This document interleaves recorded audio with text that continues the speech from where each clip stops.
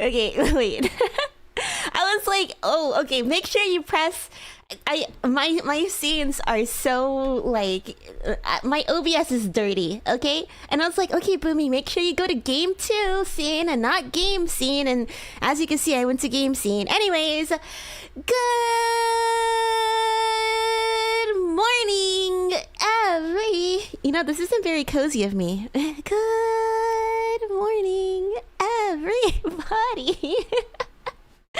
Happy Saturday! That's right, it's time for your Saturday morning boom tunes. You guys come with a cozy snack or like a cozy drink? You guys sleep well last night? Answer those questions while I sort of clear out my desk a little bit. You know, even up until last night, I was just like, man, do I really want to do this stream? The fan fictions that I found, I don't know. I just kind of went off a title alone. I made sure that the tags seemed reasonable. But I didn't like vet them super duper well, so... And today I brought with me, I have this, like pumpkin coffee, but that's not the only thing, okay? I got donuts the other day. At the grocery store, and you know when you're growing up and like you see on the cartoons, the police are always like dipping their donuts in the coffee. I was like, oh my god, I can't wait to be a grown-up and drink coffee. It looks so fucking good. I want to dip a donut in coffee. Well, here you go. Here you go. This is my first time. You slept okay. I have some donuts right now. Ooh, flavored donuts. I got like maple ones, and they had one with like the powdered sugar and the brown sugar, and then well, this one's a plain one. I'm gonna go ahead and dip it in my coffee right now. If you'd like to mark yourself present for today's very first story lounge, how about you give me some books in the chat, yeah? There's some very highly intellectuals in the chat who do a lot of reading. Certainly not smut fan fiction. Is that true? That is... I woke up like an hour ago, so my brain's still starting up. How about we throw on some BGM as well? Let me know if it's okay. It's 1:13 for you. Are you having lunch then? You know, I said I was gonna... Don't scold me for this. I said I was gonna eat dinner yesterday, but then I just ended up like prepping for this stream and stuff, and yeah, I was just like, I'm not gonna eat a whole pastrami sandwich at like 1:30 in the morning. I'll just eat it right after stream. I had like snacks instead. I had like candied pineapples and some cheese. I'm gonna pig out later, okay? I'm gonna pig out later. Alright, I'm gonna dip this donut into my coffee. Have you guys ever had a donut in your coffee before? Have you guys ever dipped it? Does it taste good?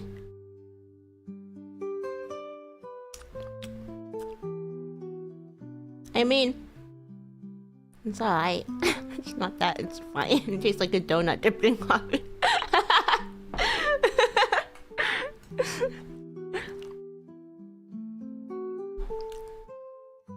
8 a.m. Lobo. Good morning. Good morning. Do you usually wake up this early? I didn't eat dinner either. Oh no, we were so bad. Let's have a big lunch together, okay? All right, we'll have a big lunch together. Wait, I think actually no. I was gonna grab a cap for my coffee. I don't know. I don't want it to get cold. The worst thing is letting your hot coffee cool.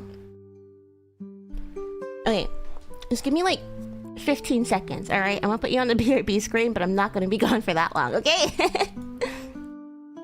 That was... okay, whatever.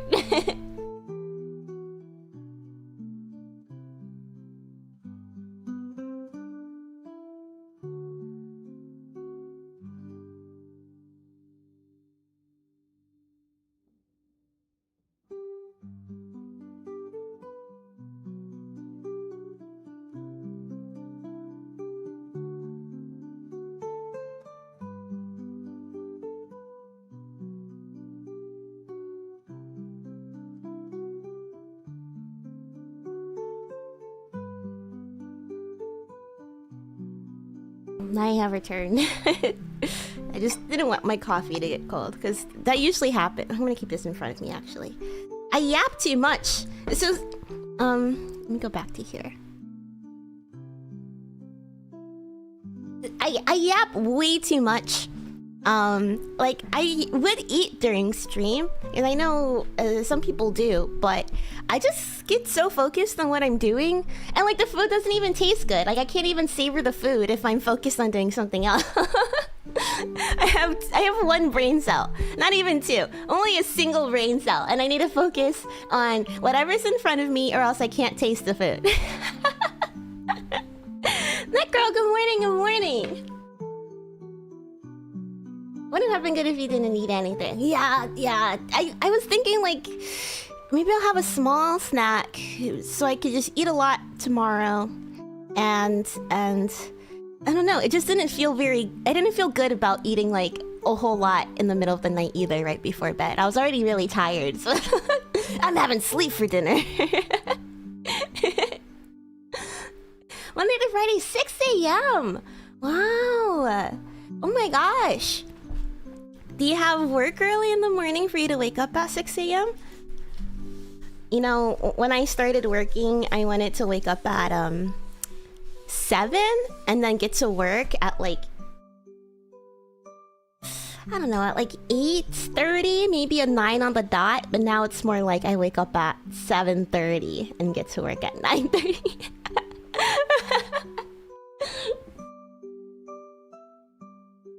Okay, alright. I'm sure that you guys are very curious to see what I've got set up for you today. So, yeah. Everybody, gather round. Get cozy. It's time for me to read you a story. How many of you guys are familiar with the website ao3? Have you guys ever heard of ao3? I don't know if you can hear the cat.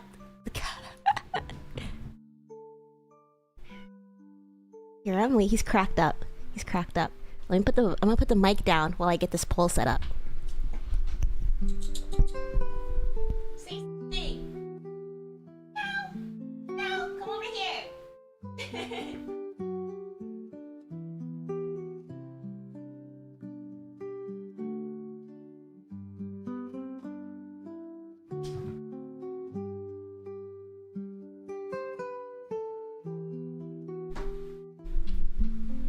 Alright, I guess he's shy. I guess the cat's shy.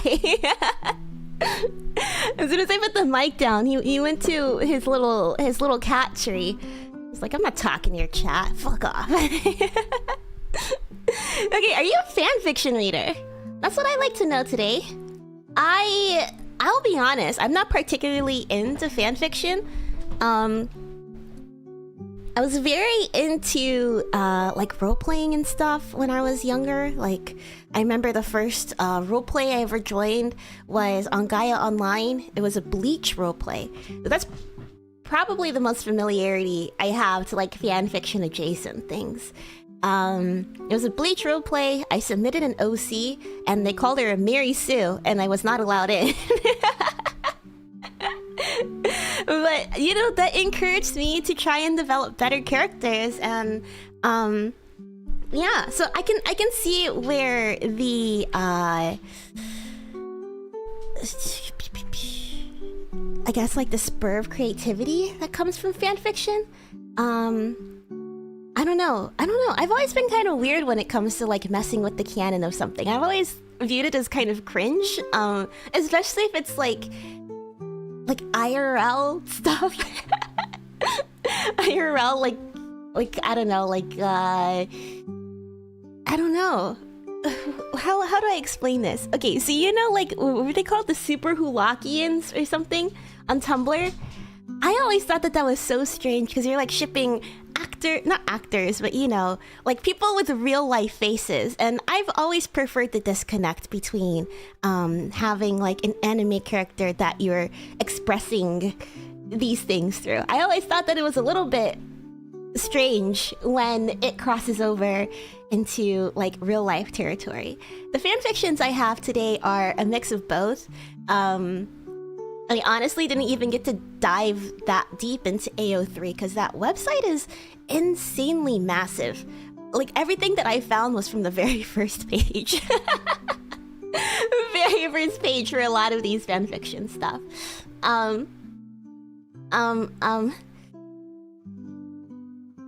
Okay, I think I need a sip of my coffee.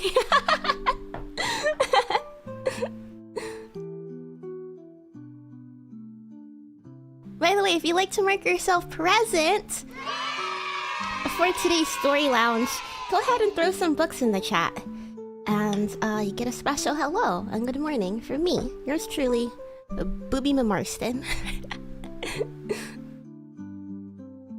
Thank you very much for being welcoming to the new Lucid members. I followed them before they joined and I'm glad to join and support you and everyone at Lucid. Thank you so much. Oh my gosh, it's been honestly like such a blast to have so many new faces in Lucid. I don't know. We've always sort of had like people come and go. So to see the place be so full lately, I don't know, it's really nice. It's so nice. I'm excited to get to know everybody better and like get closer to everybody and stuff too. And I had so much fun with all the collabs like over the last 2 weeks. It feels like a real positive start to a new chapter. Like we're gonna enter 2025 with just a bouncing home full of energy. It's so exciting. You're always hungry throughout the day. I get periods where I'm like really snacky.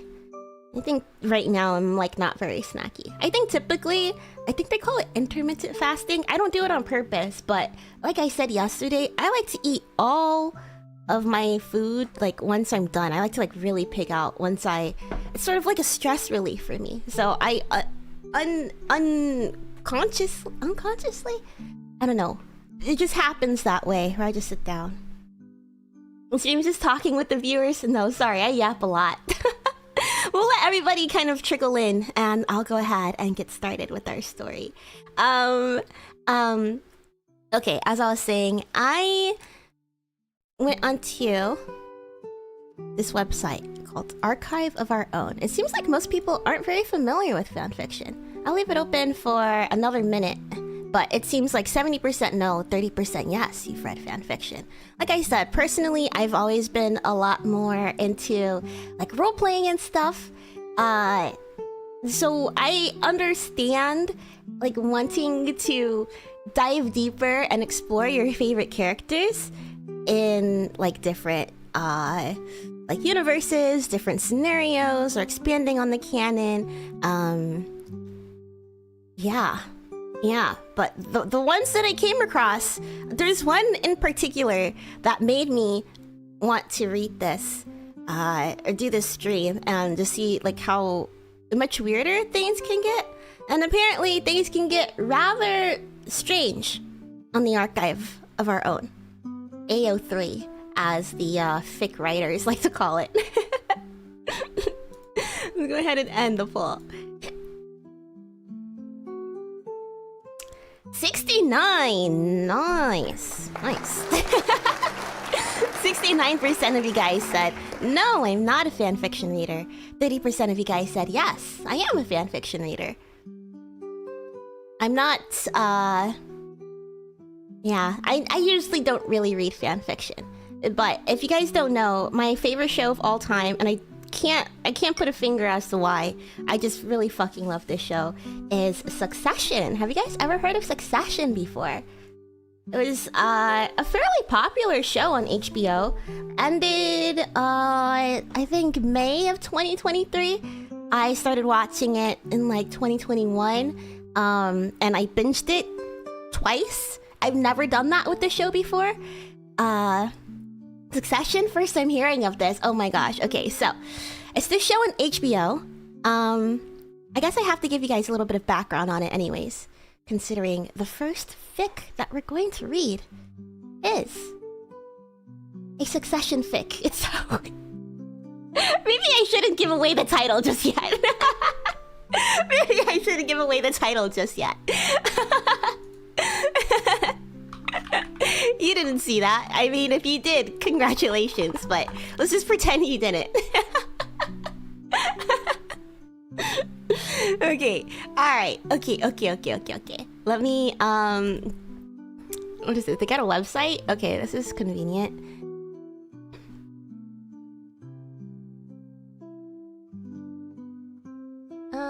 Here we go.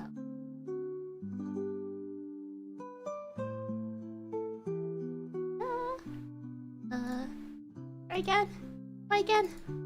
Come up. Give it a second.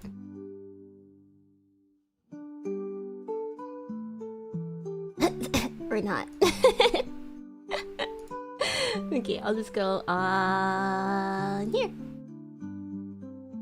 Alright, here we go. So Succession, I get it. It looks incredibly boring, okay? It looks so boring. And it's gonna sound really boring too. It is a show about you have the okay, alright. So this guy, Gramps over here, owns a media conglomerate called Waystar Royco. Waystar Royco is basically, yeah, they're basically the Murdoch family. The Murdoch family, if you don't know, is the family that started the Fox News network and like the whole media conglomerate over that. So Waystar Royco has branches in media, they have branches in movies, they have like a theme park, you know, they're encompassing all of entertainment, and it was all built by the hands of the one, the only Mr. Logan Roy. He's a very like cutthroat, blunt, like old school traditional businessman. Business is business. Very gruff kind of guy. He has 4 kids, but 3 kids. All right. You have his eldest boy from his first marriage. That's Connor Roy. He's kind of the joke black sheep of the family. We don't have to talk too much about him. But his other kids, Kendall, Roman, and Shiv. Kendall is these 3 are from his most recent marriage. Kendall is sort of like his heir apparent. A lot of people would liken Succession to Shakespeare. I could talk about this show forever, so I'm gonna try to like, just give you the necessary information. Kendall is the heir apparent, but it's kind of a fuck up. Logan is like, he wants his son to be a killer, but Kendall just he just doesn't have what it takes. He comes so close so many times and it just slips through his fingers. Shiv is sort of like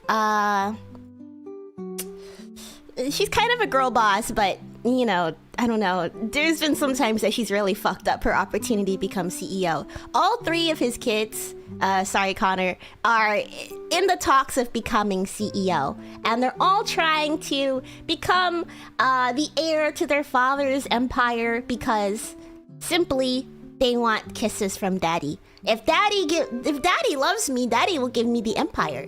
You know, they want to be the best kid to daddy. Because daddy is very like, he doesn't give them a lot of love. He really doesn't. So that's kind of what this show explores, like the relationship dynamics of the, I guess like abusive parents, like emotionally abusive. Well, I mean, Logan was sometimes physically abusive, of abusive parents, through the lens of succeeding a multi-billion-dollar media empire. It's fun. It sounds boring as hell, but it's fun. I'm wearing my Succession shirt right now. The characters that we're going to talk more about explicitly is these 2. Tom and Greg. These 2 are like the kind of comic relief-ish. It's kind of like a funny show, but not all the time. So let's start with Tom. Tom is actually Shiv's husband. They get married, but then she's like, hey, on their wedding night, hey boy, I want an open relationship. On their wedding night. So Tom's kind of, I don't know, he's kind of a strange character. He is definitely an outsider. These people were born into wealth, well, except for Logan. He's a immigrant from, I think, like Scotland and or Ireland. I think Scotland. And you know, he built the business from the ground up, but his kids, spoiled brats. Tom, on the other hand, he was born into a pretty wealthy family. But, open what? Open relationship. Open relationship.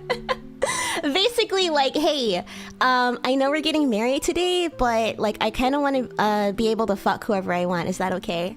And, I mean, Tom, being an outsider, he comes from a wealthy family, but obviously not, like, billionaire family. Like, Logan Roy is quite literally one of the most powerful people in the country in the show. So Tom is just sort of like, I mean, I guess, because he cares about his position, his social hierarchy a lot more. Greg comes in. He is the nephew, the great nephew of Logan Roy. Logan has a brother that really hates him. Greg was like kind of getting a little bit of a nepo job, but he got fired, and he goes to Logan and he's like, oh, Uncle Logan, please, I need a job, please. And he wiggles his way up. This show's just about like power dynamics. Yeah, power dynamics, people trying to one-up each other, and trying to get into this man's good graces. Like I said, we're focusing on Tom-Greg relationship. When Greg comes into the family, Tom sniffs him out. He's like, who the fuck is this new guy here? Like, he was the original new guy. But now that there's like a new guy, he can kind of bully him. So that's kind of what we're gonna read about. People loved the Tom-Greg dynamic. Most iconically, there was a scene where they're, you know, wrapped up in some legal battle. So they're doing a hearing at the Washington, D.C. And one of the key moments that people like to think about when they think of Tom-Greg is that Tom was asked, hey, so do you know this guy named Gregory Hirsch? Gregory Hirsch? No, I've never heard of him. Oh, really? Because we have your record saying that on, like, every single day you sent him 30 to 60 emails that says you can't make a Tomlet without breaking a few Gregs. And he's like, every day except for this one day. And it was like, you know, important to the plot, but I don't want to spoil it. The show's really, it's really good. If you haven't seen it, please go watch it. I read fanfic. A week ago, I was starting writing a fanfic. Oh, you're writing a fanfic. What kind of fanfic are you writing? Okay. All right. Okay. So now that I've done a small explanation of this, I think we are able to dive into our very first story. I don't know how canon these are.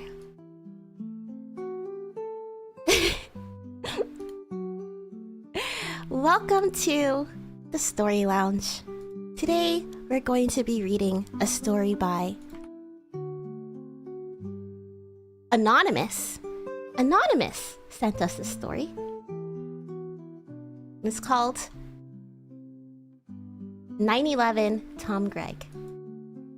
Oh, that's the wrong. Don't look at that. Don't look at that. What? How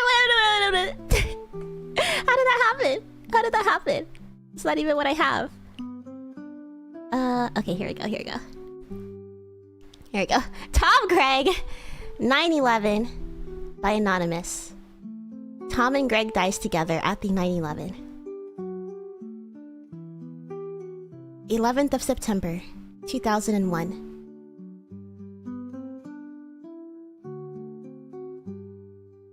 Greg's alarm rings. He wakes up and starts to get ready for work. He takes a long shower, then starts to get dressed. When he arrives at the office, who's in the World Trade Center, he's holding a cup of takeout coffee. Tom sees Greg and calls him. Hey, good morning. Hey, what's up? Greg seems surprised to be addressed so soon after getting to work. Not much, not much. Come here, Greg. Greg pauses to take a sip of his coffee as Tom motions to him. Okay, yeah, sure. He walks into Tom's office and closes the door. So, what can I do for you, Tom? He hesitates, not sure what Tom wants. Suddenly, they hear a very loud banging noise. This is awful. This is so awful. What the fuck? Okay. Wait, I have to adjust. There we go. Adjust OBS a little bit. Okay.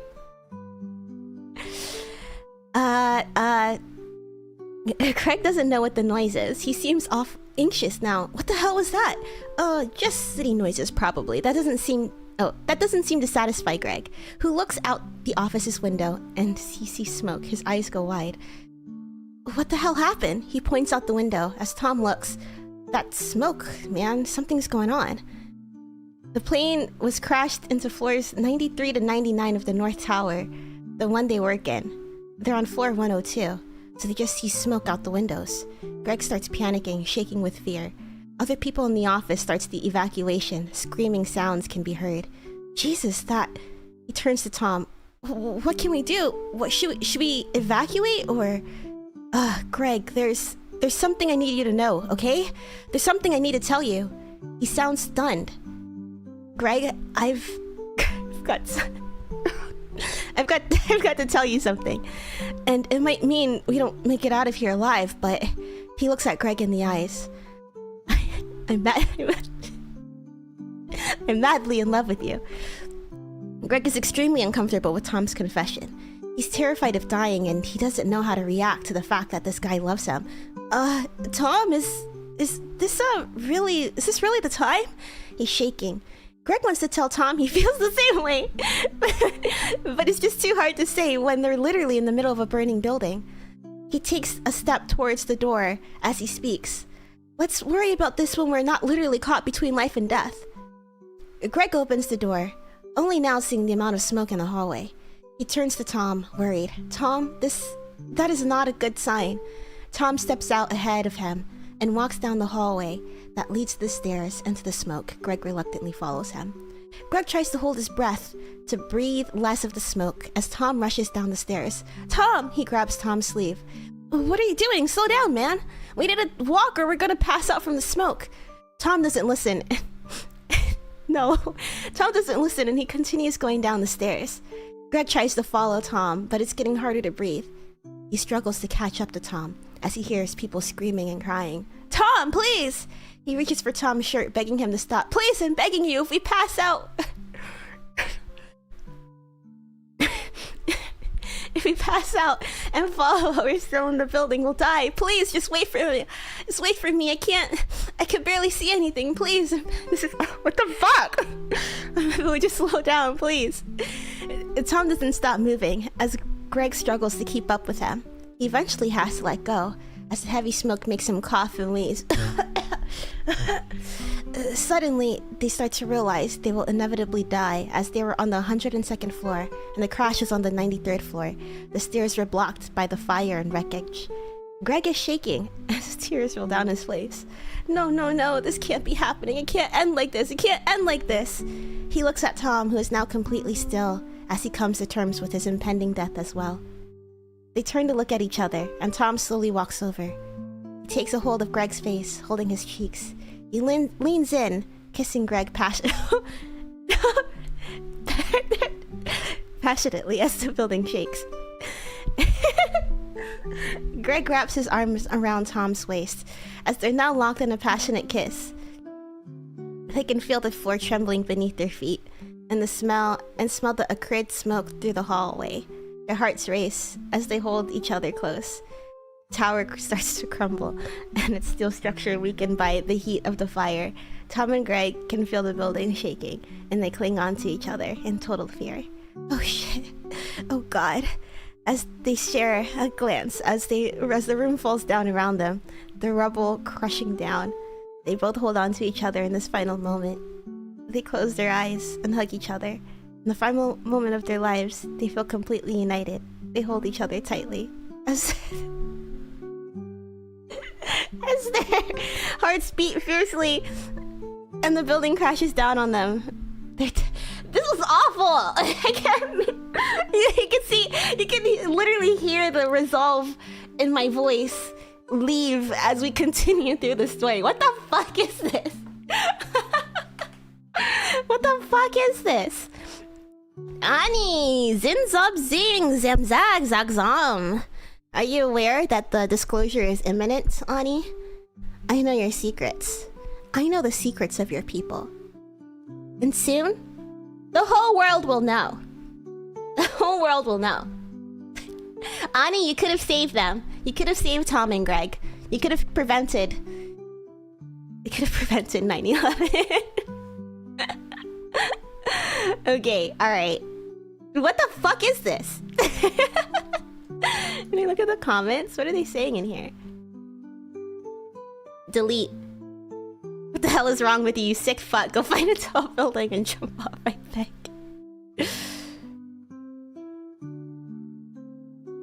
It's not bad enough that the tag is drying out without you doing this. Oh, is it the Tom Greg tag that's drying out? I'm glad that everybody else sort of seemed to agree.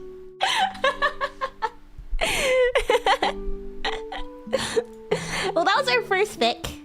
But that's certainly not the last. That was the one. I saw this on the Succession Reddit. I saw that one on the Succession Reddit and I was like, what the fuck? Are there really more fanfics like that? Oh, trust me, Boomer.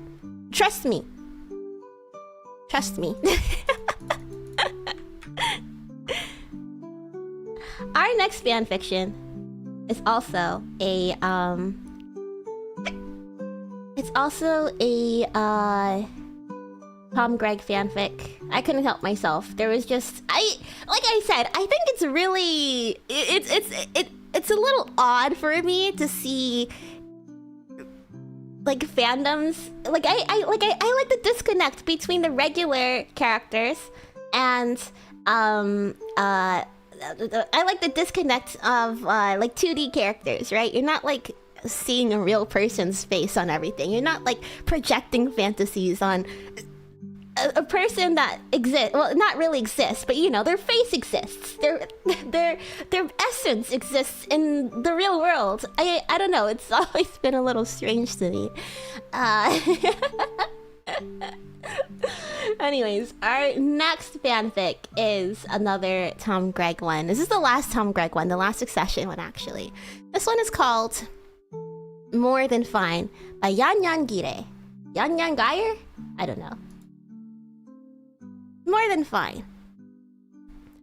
If he told Greg that when he showed up to his great uncle's birthday party that this was how life would turn out and he would end up being bonded to his cousin's ex-husband, he would have thought you were pulling his leg. Things haven't always been smooth sailing with Greg having to adjust to openly living as an Omega. But 2 years after he and Tom moved out of New York, they've successfully been running their own restaurant, and needless to say, they're pretty damn happy. Also, Greg just so happens to be expecting. This is a sequel? There's a prequel? It's a prequel? I was like, ex-husband.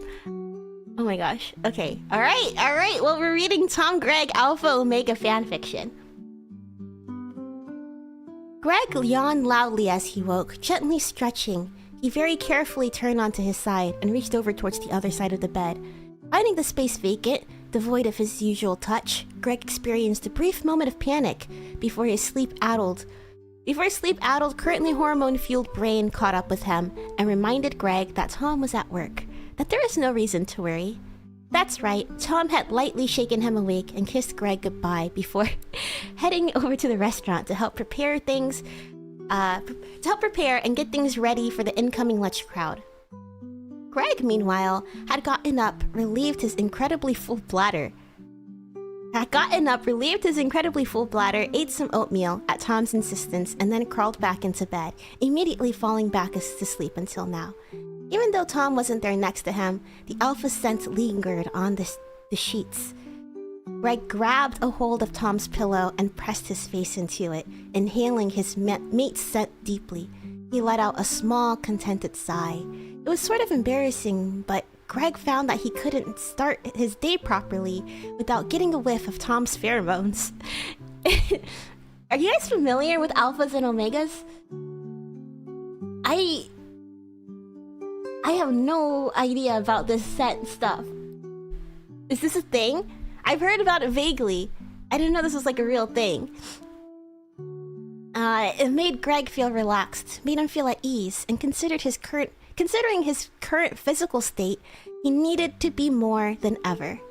While there was a strong temptation to pull the covers back over him and continue on sleeping, Greg instead forced himself to sit up. He laid his hand across his very sizable belly, cradling it as he did so. As his feet touched the floor, he let out another yawn. Ah! Greg winced slightly as he felt a small kick. Sorry, guess I woke you guys up too, huh? He said with a small smile, his words directed at the two life forms currently growing inside of him. That's right, Gregory John Hirsch was pregnant, and not just with one child either. No, he was pregnant with two of them. Despite it being far more common for Omegas to have multiple children than their Beta counterparts, Greg was shocked when the doctor gave him the news, having mentally prepared himself to be giving birth to and taking care of only one kid. Tom, on the other hand, had been absolutely delighted, ecstatic even. Seeing his mate's joy, Greg's panic swiftly evaporated, although he couldn't deny that his anxiety about becoming a parent to two children straight off the bat didn't rear its ugly head from time to time. It caused Greg to question if he was truly ready or even capable of being a parent, especially now that at 7 months he was drawing closer to his due date. 7 months! 7 months! Tom, the ever-observant mate, picked up on his anxiety and assured Greg that he was going to make a wonderful mother/father. He still haven't decided what his kids would call him yet, and that Greg had nothing to worry about. But I've never really been around kids before, Greg had argued back, and my memories of being one are sort of gone now that I'm old. Tom scoffed at his old comment. Other than Kendall's kids, the last time I spent time with any, like, a bunch of them were harassing and jumping all over me. They jostled me so much that I ended up puking right in front of them. It was awful, man. That happened in the first episode. Tom cocked an eyebrow. Didn't that have more to do with the doobie you smoked half an hour before? Maybe, Greg grumbled, embarrassed by his past behavior, now that he didn't have to enjoy partaking in the old Mary Jane from time to time. And not that he still didn't enjoy partaking in the old Mary Jane from time to time, but smoking one right before he started his first day at his new job was probably a bad call on his part. Greg groaned. I'm pretty sure I yelled at one of them to get the fuck off of me. Like, what if that happens again? Well, Greg, it will be quite a long time before our kids are capable of grand such as jumping on another human's back, especially one as tall as yourself. So I think you have time to get used to handling them before you have to worry about the unlikely chance of that scenario repeating itself. Believe me, you're going to be fantastic. I have no doubts about that, Tom added when he noticed Greg looking unconvinced. I can sense already how much you love them, and there's not a single person in this world who I'd rather have children with. Greg would be lying if he said Tom's confidence didn't make him feel better. That, and Greg knew that if he faltered in anything, Tom would be there to pick up the slack. The alpha devouring every parenting book he could get his hands on. Greg read them too, although he trended more towards skim than reading. But Greg knew that if he missed anything important, Tom was bound to fill him in. Tom, the type of person eager to relay what he had just discovered. Tom was going to be an incredible dad, something Greg had known from the very beginning. As such, Greg was beyond happy that he was able to give this news to him, aware that kids were something that Tom had always desired, even back before Tom and Shiv wed. Greg hadn't come up on the decision to have children lightly. How could he? After all, until recently, Greg has spent his entire life as a beta. Everyone around him, barring his mother, none the wiser. So he could go from a beta, or is he a beta or is he omega? Okay, as such, kids were a no-go. Being what he really was, Greg wasn't capable of impregnating everyone, and for obvious reasons, Greg had no intention of ever falling pregnant himself. Oh, he's an omega, but living life as a beta. I didn't know that there is like different ones for like different genres of mpreg. What do you even call this? John, welcome. Actually, here, let me move. I'm gonna do it like this so I can have an easier time seeing some of these things. There we go. There we go.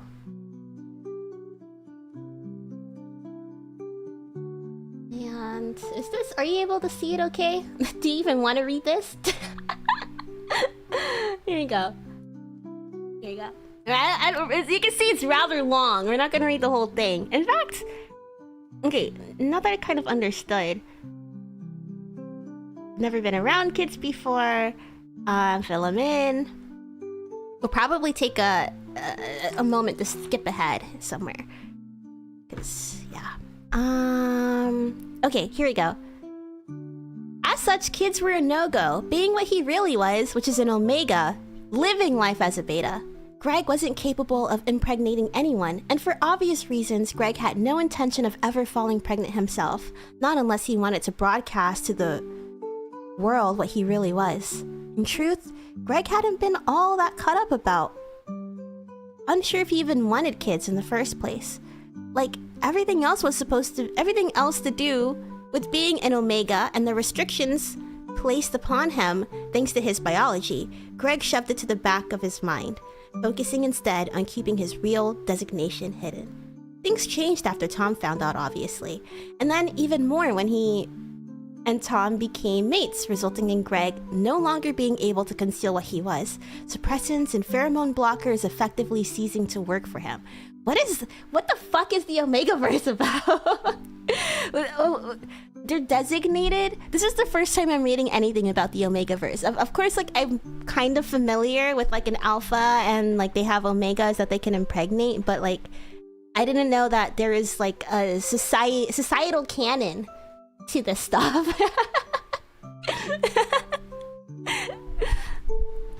Okay. Greg had brought the topic of kids up offhandedly, almost immediately after bonding, to which Tom took keen interest. But between buying the restaurant, moving to the opposite end of the country, and then having to adjust to living as an out omega, it was a good while before it was mentioned again. They went so long without talking about it that there was even a small part of Greg that wondered if Tom had changed his mind. Naturally, this wasn't the case, as when Greg eventually did bring it up again, Tom was beyond thrilled. Greg wasn't exactly sure what triggered him to ask again. Perhaps it was the way Tom's eyes lingered on the kids he saw excitedly playing on the beach while they took their leisurely strolls along the seafront. Sorry. I just can't believe what I'm reading right now.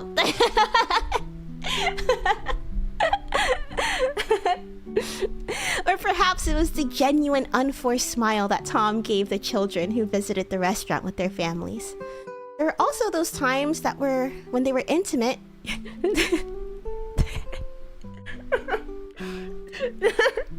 There were also those times when they were intimate, usually during Greg's heats, in which he noticed Tom paying particular attention to his tummy, rubbing and pawing at it, as if there was something else in there, other than what Greg had eaten for dinner.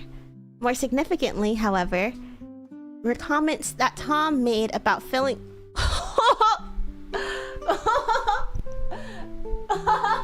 I'm not reading that. I'm not reading that. And Greg being all nice and You can read it. I'm not reading that. I'm not reading. In any case, it reassured Greg that kids remained very much on the table. And in the end, it turned out that Tom simply hadn't wanted to put any pressure on him. I would never force you to do something you didn't want, Tom had told him. Kids are a huge thing, and if you were to decide you didn't want any, well, I would happily accept that, Greg. If possible. If possible, Greg fell even more in love with Tom that day, and if anything cemented just how sure he really was that he wanted them. Okay, I'm gonna skip forward. I get it. Let's go halfway. We'll go halfway and then we'll go to like the end.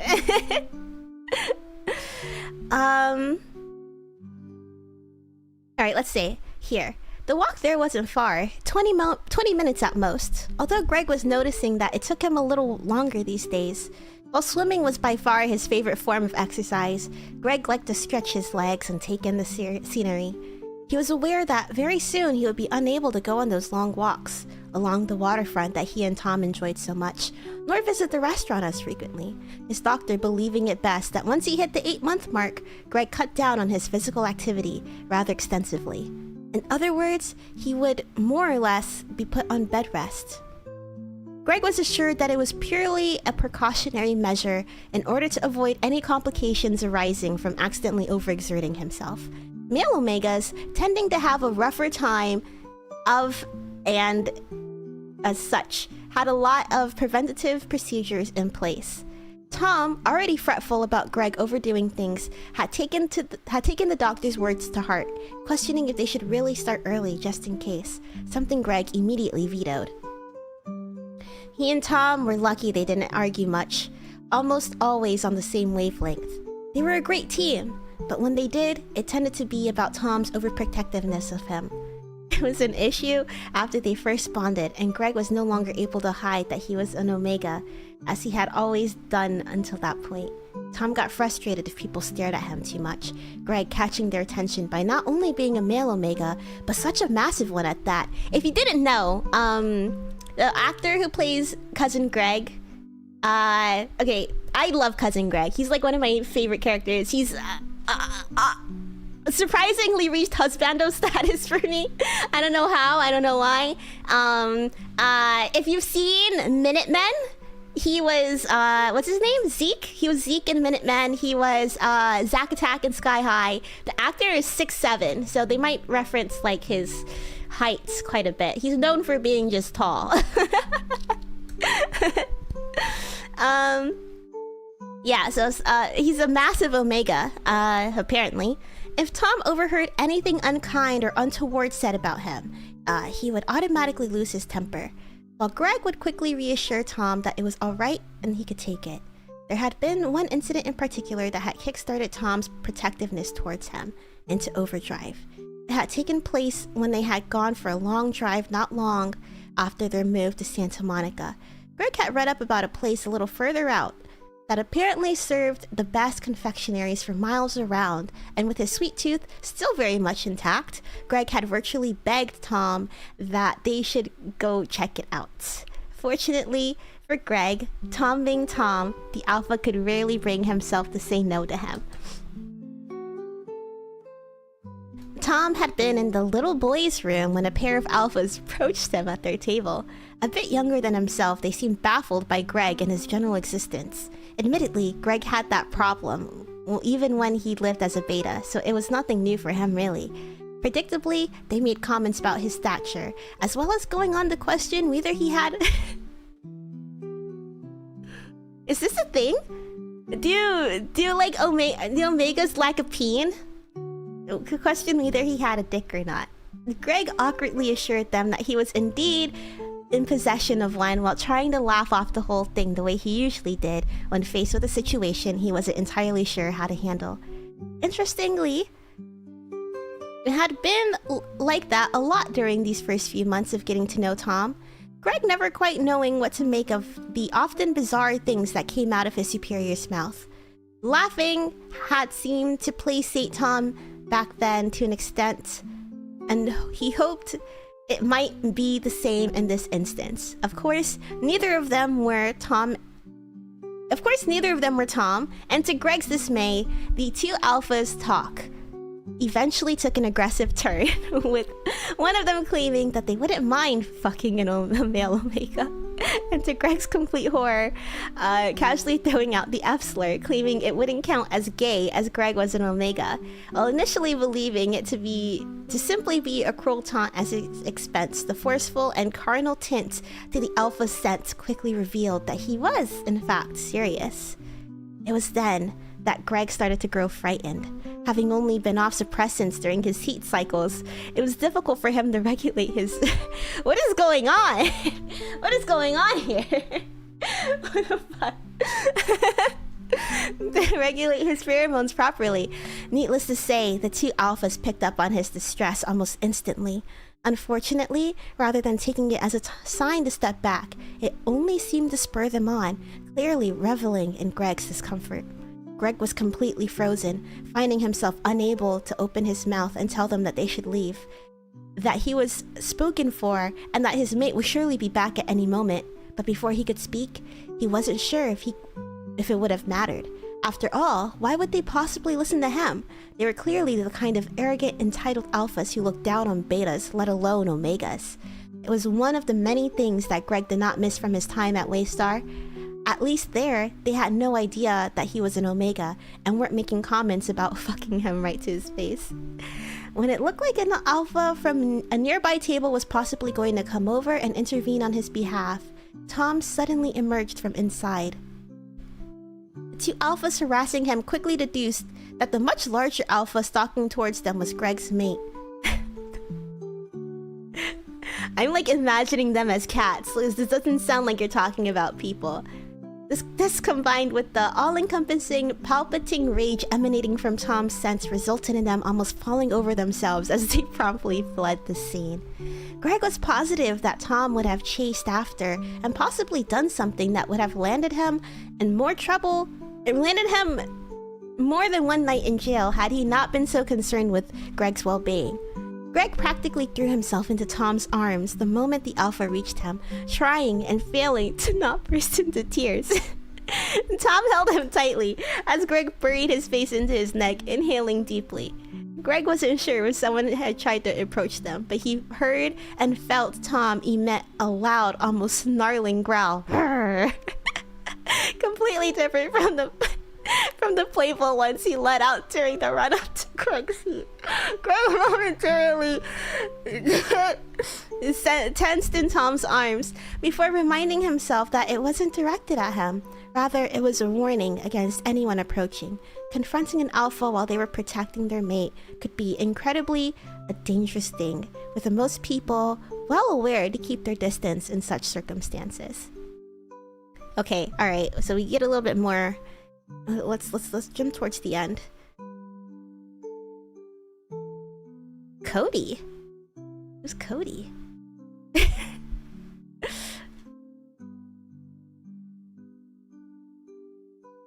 Alright, here we go.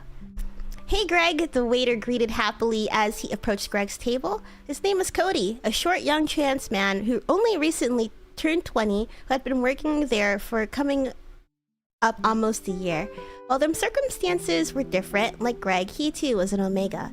Greg couldn't deny that it was nice having a fellow omega around. Tom, however, had been initially reluctant to give Cody an interview, let alone consider him for an actual job when he handed him his resume. Not only was Cody rather young, Cody also had zero experience in the industry, or, well, experience with any job, really. While their place wasn't overly formal, not like a lot of places Tom would take him back in New York, Tom still wanted to give their restaurant an air of professionalism. He wanted only the best, which was fair. As such, it was a requirement that all of their staff had at least some training or experience. Greg, however, was insistent that they hire him, especially upon inquiring about Cody's situation, learning that he had left home when he told his parents that he didn't identify as female and no longer wanted to live that way any longer. Unfortunately, rather than any attempt at understanding their kid, they reacted poorly. Cody had neither seen nor had any Is this an OC? Here, let's go a little bit further. So, let's see. I thought maybe it would be somewhere interesting with dialogue, but let's go here. Oh, Grandpa Ewan is here. Okay, alright. Let's start from...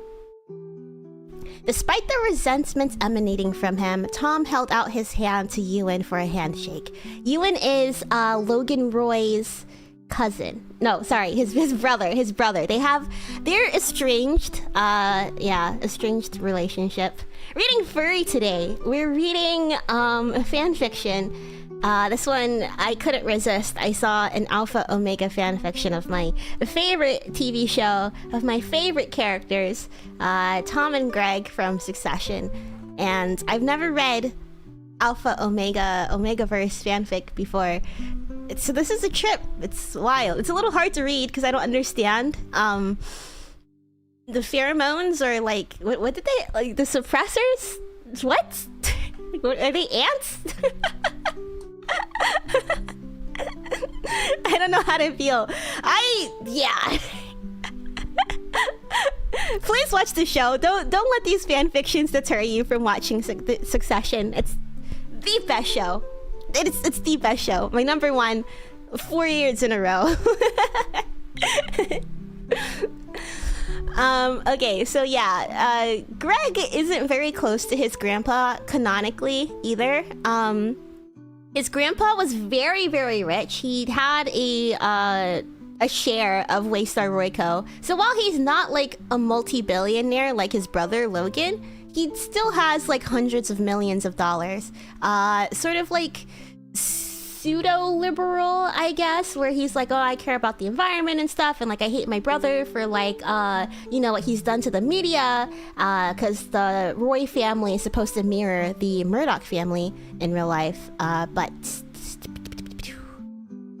I mean, I don't know. Yeah, Ewan at the end of the day is like, what is he doing really, besides holding on to his money? And yeah, Greg didn't really get to see a lot of... He didn't grow up rich with his mom. Anyways, you can watch the show.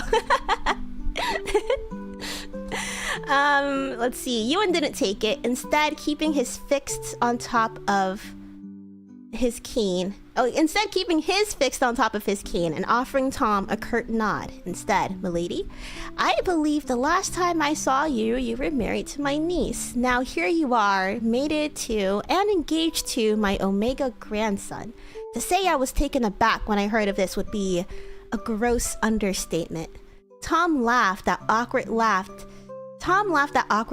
as he let his hand drop. It's funny how these things work out, isn't it?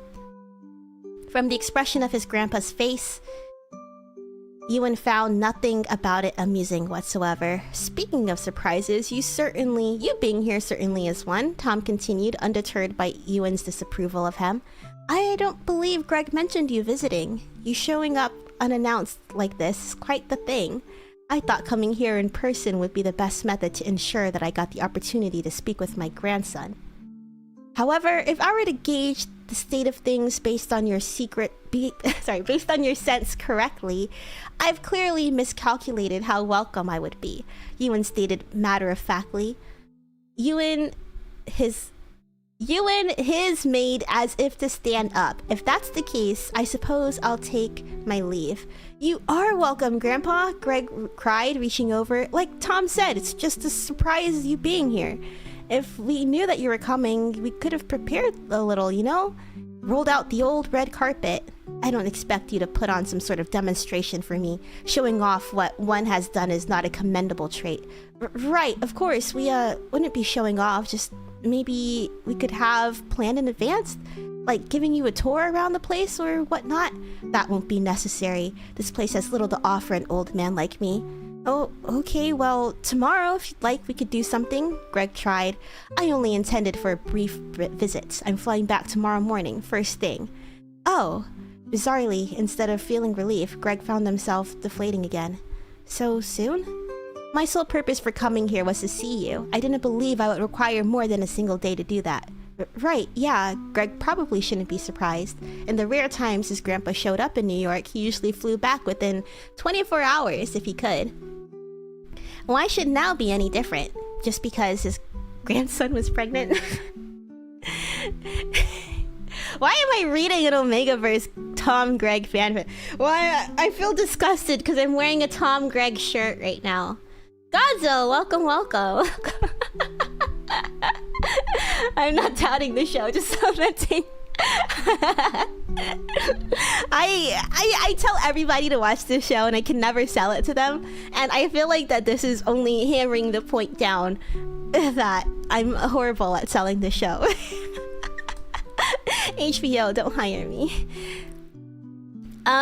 Okay, alright, well, we're almost done. That's a real shame, said Tom, not sounding disappointed in the slightest. Next time you're here, we should... hey, why don't you join us for dinner at the house this evening? Greg blurted.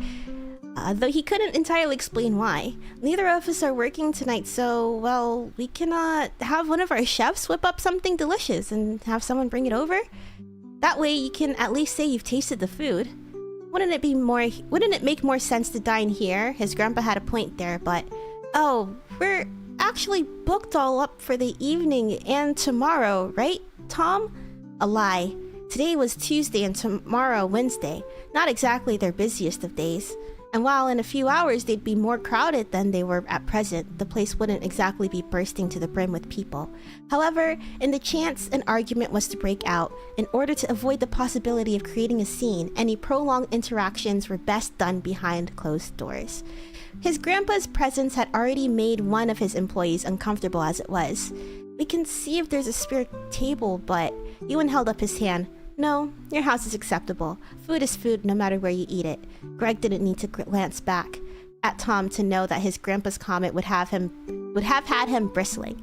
For Tom, when it came to dining, one's surroundings was just as important as the food itself. He put a lot of effort into renovating the place and getting the decor perfect. If circumstances were different, despite his grandpa's words, Greg would have liked to shown it off properly and given him the full dining experience. Great, then it's settled, said Greg with far more cheer than he actually felt. Once they finalized the time, they offered to pick his grandpa up from his hotel. Ewan declined, claiming that he could make his own way. It was a far cry. It was a far cry from when Greg had to drive all the way to Canada to collect him, and then made feel bad for not driving him back to his hotel, having not eaten anything after Thomas sent him on that mission. That happened in the first season. No. Funny moment. When his grandpa eventually left, feeling like he had been holding his breath since he showed, Greg let out a huge sigh. It had been a while since his nerves had been so wholly rattled like that. Tom swiftly took the seat next to him, both looking thoroughly baffled. Greg, honey, what the hell? He was about to leave. Why in the world did you invite him over? He asked incredulously. Greg couldn't blame him for his confusion. He wasn't entirely sure either.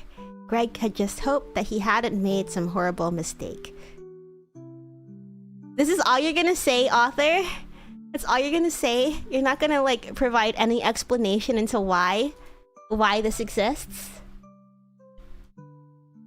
I don't know if I could have handled reading the whole thing. This is chapter 1. I'm really curious. Look at all these Tom Greg fans in here. Oh man, I'm so excited. I've been waiting for a sequel since I finished their first fic, and this chapter didn't disappoint. I love protective alpha Tom and the life they've built together. Also, Cody has my heart. I didn't know that this was a sequel.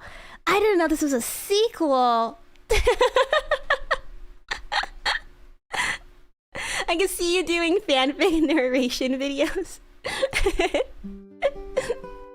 Well, yeah. I just kind of picked these because I wanted to surprise myself too. I just kind of picked it based off of the titles and making sure that any of the tags weren't too egregious. Well, that's it for this one. That is our last Tom Greg fanfic. But it is not the last of our fanfictions. Not at all. We have quite... Yeah, we have a few more. I was here about halfway through. This next one, you guys will be familiar with the IP. I'm done fangirling over, over my favorite show. Instead, we're gonna be fangirling over my favorite game that I've played this year. We are going to be reading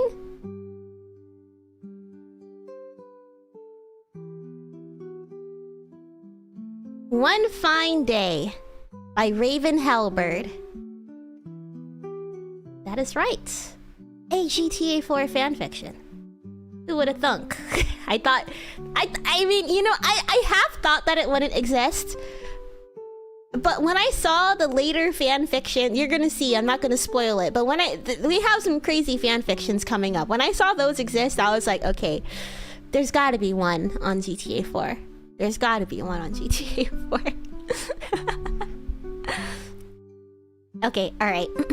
One fine day, Nico tells Roman about the not actually a date, kind of date he had with you. Yes, there is GTA 4 fanfiction. This one specifically is Nico Bellic X-Reader. So, if you guys ever wanted to go on a date with Nico Bellic, here it is. Here it is. Here's our little date with Nico. Nico returns to the new Algonquin apartment Roman had purchased for them. It was way better than the previous two places he stayed at. He takes in a breath and lets it out slowly. Cousin, have a drink with me. Sorry, I'm not gonna do the accents. I have no idea how to even start with one, so... Roman calls out to him from the kitchen. He pours another shot of vodka and grabs a different glass. I'll have one, Nico says. Roman takes notice of his calmer demeanor. When he comes home, he typically is in some negative mood, depending on what kind of job or favor he had to do for the day. Did he have a fine day for once? Roman asked in a teasing manner. Nico thinks about it for a moment and nods. Yeah, you could say that, Nico says. He's just as surprised as Roman. Roman pushes the glass of vodka towards Nico. What happened? You get some money? You find a girl? Roman asks. What should a name be? Boomer? It'll be Boomer? It's not gonna be Boomy. It's not gonna be Boomy. We'll do Boomer. Let me drink some of my coffee. I'm thirsty.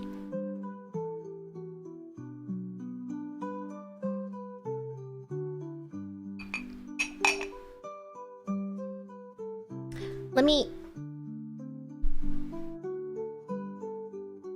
The cat just walked in here like he was looking for something. What's up, Blua?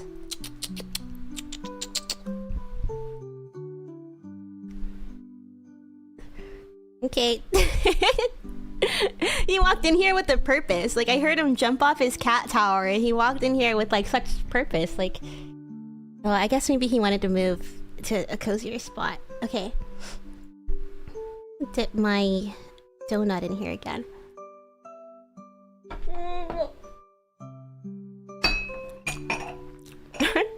A piece fell out of my mouth.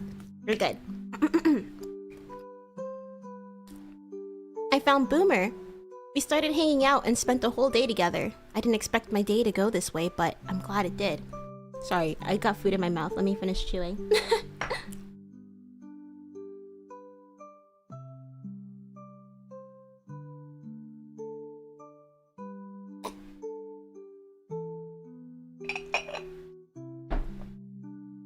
Sorry, I hope you couldn't hear so much of that. Maybe you could have. If you heard it, I hope it sounded good.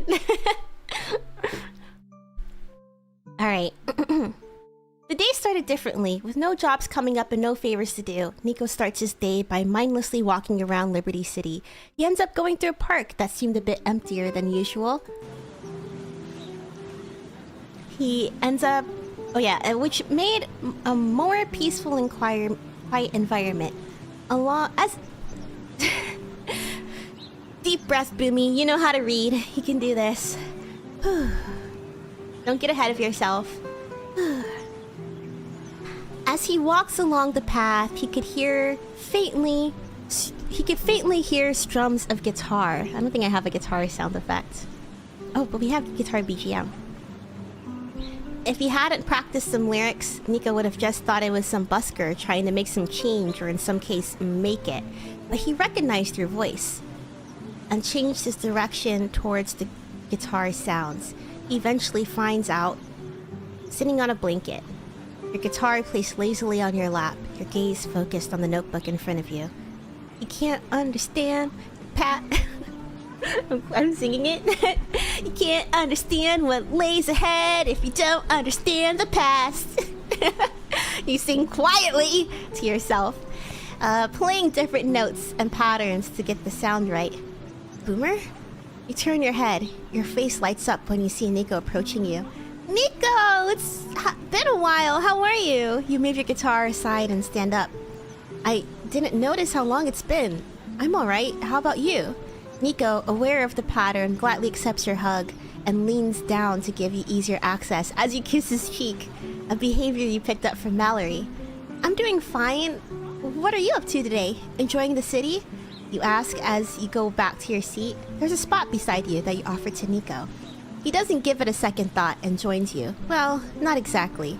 This place is strange. I don't know what I'm doing exactly, Nico admits. You tilt your head at him and smile. Well, hang out with me then. I'm just gonna write some songs. Well, try to at least, but the spot is a nice place to hang out. It's sort of hidden. Not a lot of people come here, and it doesn't smell like shit. You giggle as you pick up your guitar. Nico nods and makes himself more comfortable. Okay. As you expected, he didn't do much writing. You got a bit of the song you started working on, but the conversations you have with Nico take priority of your focus. What's going on over there? Wait, the cat's in my... I gotta make sure. He's in my purse bag. I throw all my purses into a bag. I gotta make sure he's just getting comfortable and not fucking shit up. You good? You good? Okay. I think he's just getting comfortable.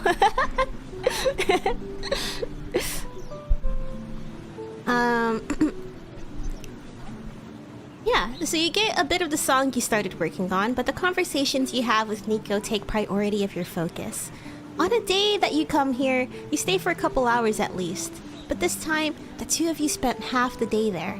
It wasn't until someone carrying a paper bag filled with fast food walks by, the smell caught both of your attention. That's when you finally notice how hungry you are. I'll get us a car. Oh. Okay. I'll get us a car, Nico says, and walks off while you begin to pack your stuff. Once you catch up to him, you see him in a car you've never once seen until now. I wonder where could he have possibly gotten that car from? He ends up taking you to Burger Shot.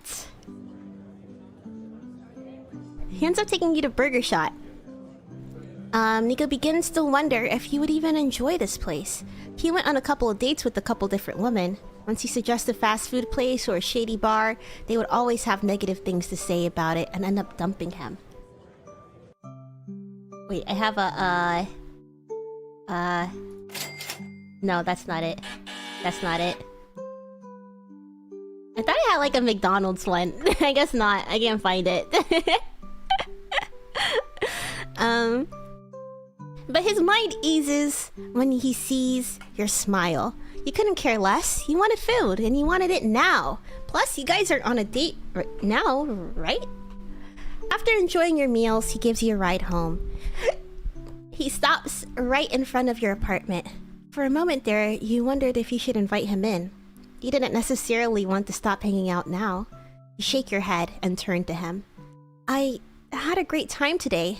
We should do this again soon, you say. Take notice of his shoulders slumping ever so slightly. He nods at you. Maybe next time. I'll take you out on a date? He asks. Your heart threatened to burst out your chest for a second. You couldn't contain the grin you had for the idea. Yes, I would like that. We're doing a performance next week. You should come watch us. Roman and Mallory are gonna be there, you say. Nico nods at the idea. Sure, I'll be there. I'll call you for a date soon, Nico says. With that, you open the door and step one leg out the door. That was the moment you decided. Fuck it. You turn back and give him a kiss on the cheek. Then you hastily exit the car, giving him a wave before running up your stairs. Nico could only stare. He didn't expect you to do such a thing. But this little act left him watching over you as you entered your apartment building. If only Boomer showed up before Michelle, you would have had a girlfriend by now, Roman says, and pours another drink for him and Nico. Yeah, I'm not trying to get my hopes up that she'll be the one, but I enjoy hanging out with her. Either we're friends or something more. I got my Mallory! We're going to be married soon. And if you find yourself a wife, we could all live happy lives, cousin. Oh gosh. Roman! You died! In my playthrough. We'll see, Roman, we'll see. After a couple more drinks, Roman goes to pass out in his room. Nico can come to the conclusion that he didn't make it to the bed, based on the loud thump he heard from Roman's room. He chuckles and goes to the couch. He turns on the TV and sits there a while. Eventually, he begins to nod off and closes his eyes, almost falling asleep, and begins to feel a touch that seemed too real. A hand pressed against his chest, following by another hand sliding up to his neck. He opens his eyes and smiles when he sees you, climbing onto his lap and get yourself comfortable. He holds onto your waist and waits for your next move. Nico, you say quietly and lean towards him for a kiss. His hands slide up from your waist to your bust, then to your waist, pulling you in for a deeper kiss. From his touch, your...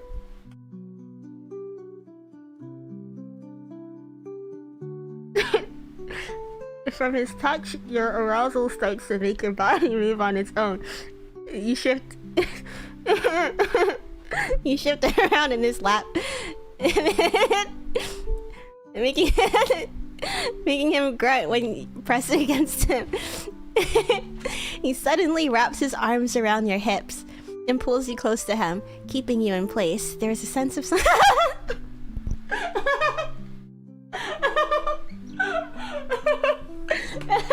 I'm not reading that.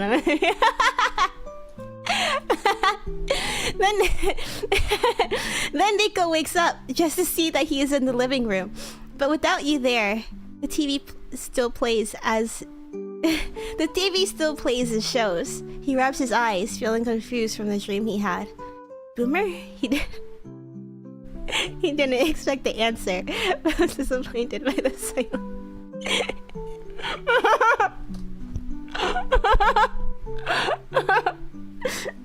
Really getting flustered. What are you talking about?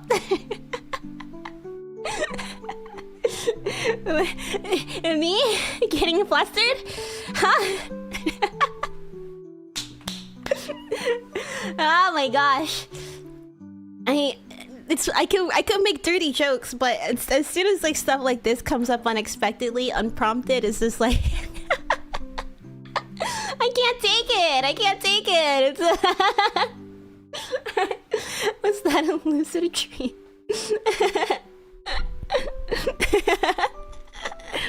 What the fuck? I don't want to feel Nico's boner. Ew. Well, thank you. Was it Raven Hellbird?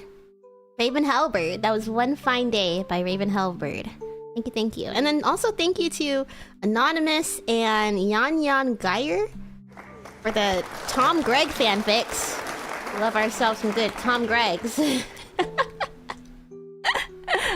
I feel as far, this one's not too bad. It's something that you can read, like, you know, very quickly. You get a little bit of like something spicy, but not enough, and it's a little bit fluffy, and then you also get a little bit of I don't know, like a GTA reference with him stealing the car. Was it a lucid dream? Da-dun-da! Okay, alright. Our next fanfiction is it's a fanfic of a talk show, actually. Yeah, it's a fanfiction of a talk show. Oh gosh. Cat just jumped out of the cat's out of the bag. He jumped out. He's cracked up. This one is you know what? We'll just get into it. All right.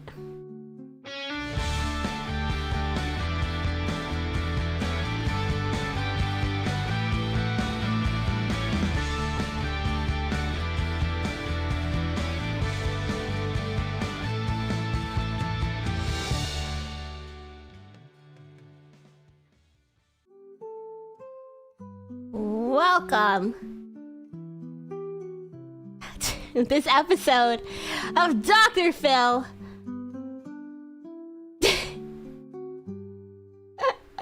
Wait, I wanna make the picture bigger. Alright. Help! My best friend started a cult and desires global genocide. Can you guess? Can you guess what kind of mashup we're about to get here? This is by Frog Spindle. Yeah. Yeah, how let's just get to it. Help, my best friend started a cult and desires a global genocide by Frog Spindle. This is an Attack on Titan X Dr. Phil fanfiction. Yeah, I'll be honest, I've seen like a little bit of Attack on Titan when it first started.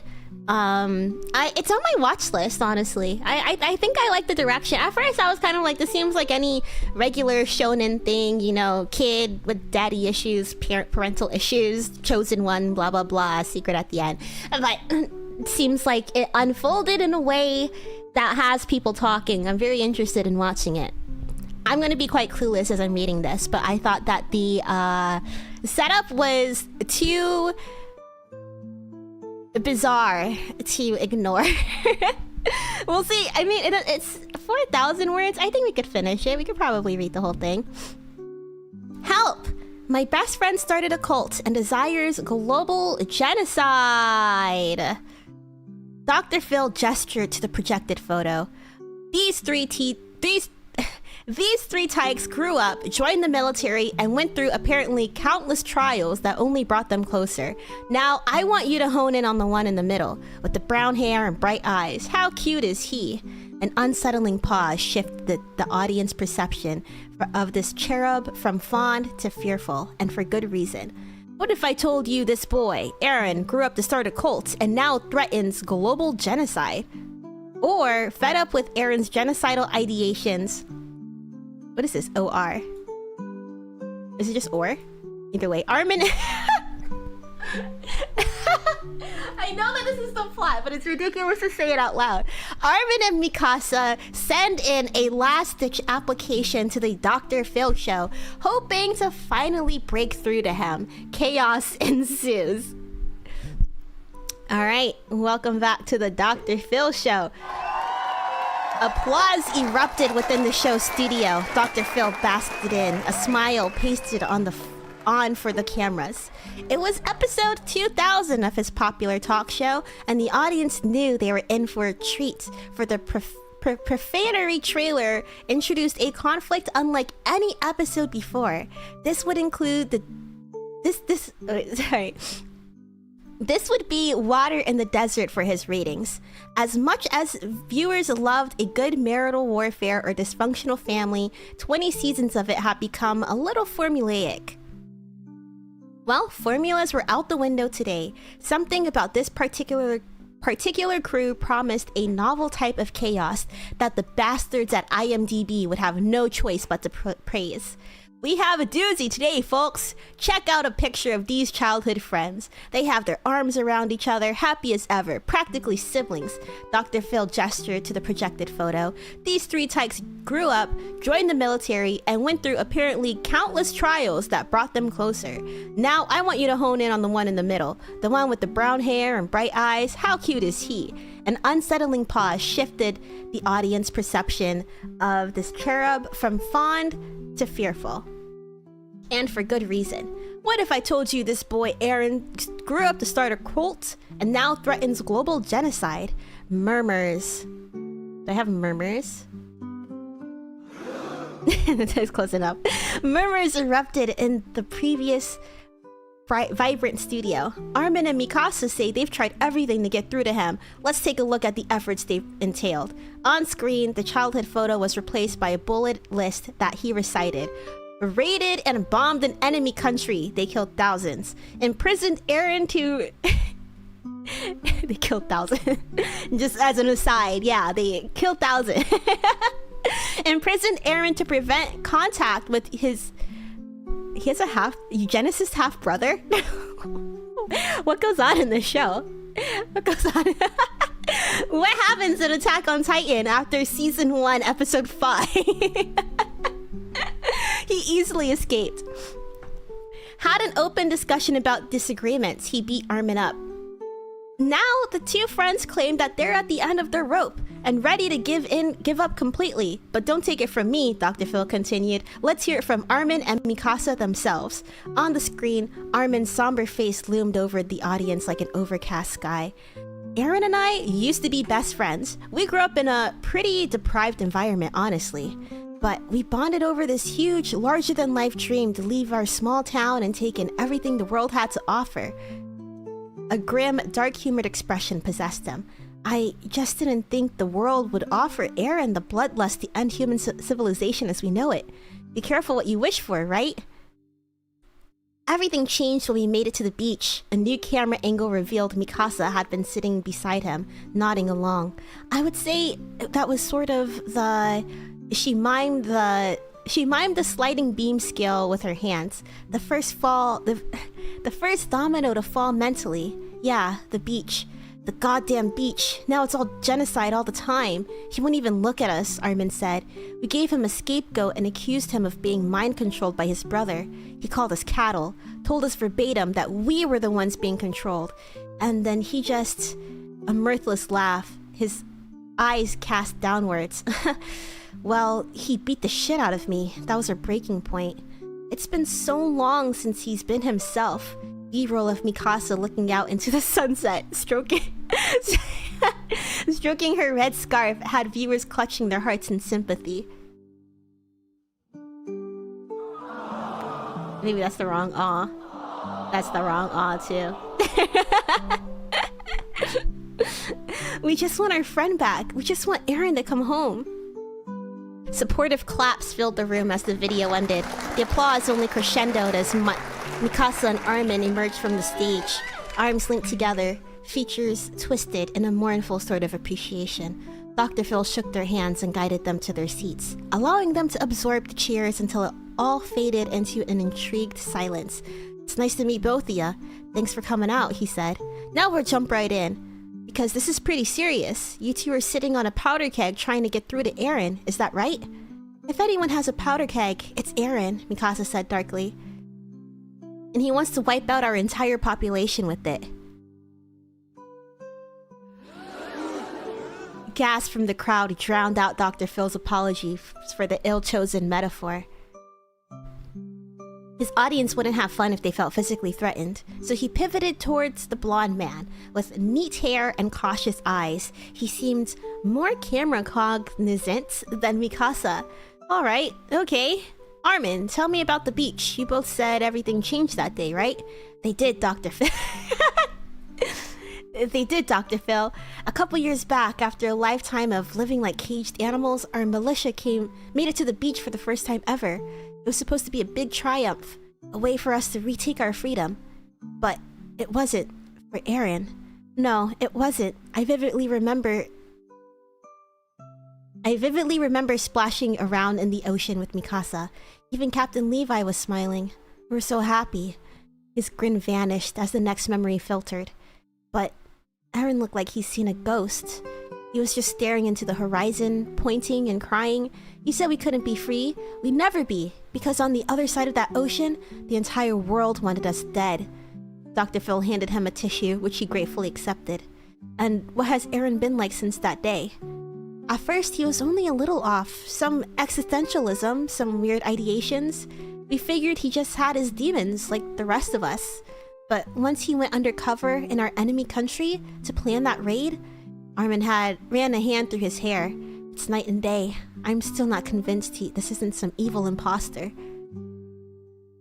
Well, he's racked up quite the criminal record for himself, hasn't he? Dr. Phil raised a brow at them. Take a look at the screen. The projected list of Eren's crimes stunned the room into silence. Mass murder, mass destruction, war crimes, terrorism, high treason, abuse of power, assault and battery, blackmail, usurpation. Did I say that right? For Dr. Phil, this was beginning to feel not only above his pay grade, but his qualifications. Even if he was an actual doctor, he wasn't. Surely this case was better suited for, like, the International Criminal Court. In the front row, his wife Robin had lost her camera-ready pleasantness, catching his eye in the chaos, making urgent, cutthroat gestures. Your list, Mikasa said sullenly. It's missing an important bullet point. I sure hope it isn't. Dr. Phil blinked wearily at the audience. Some giggles. Giggles? Okay, that's a little...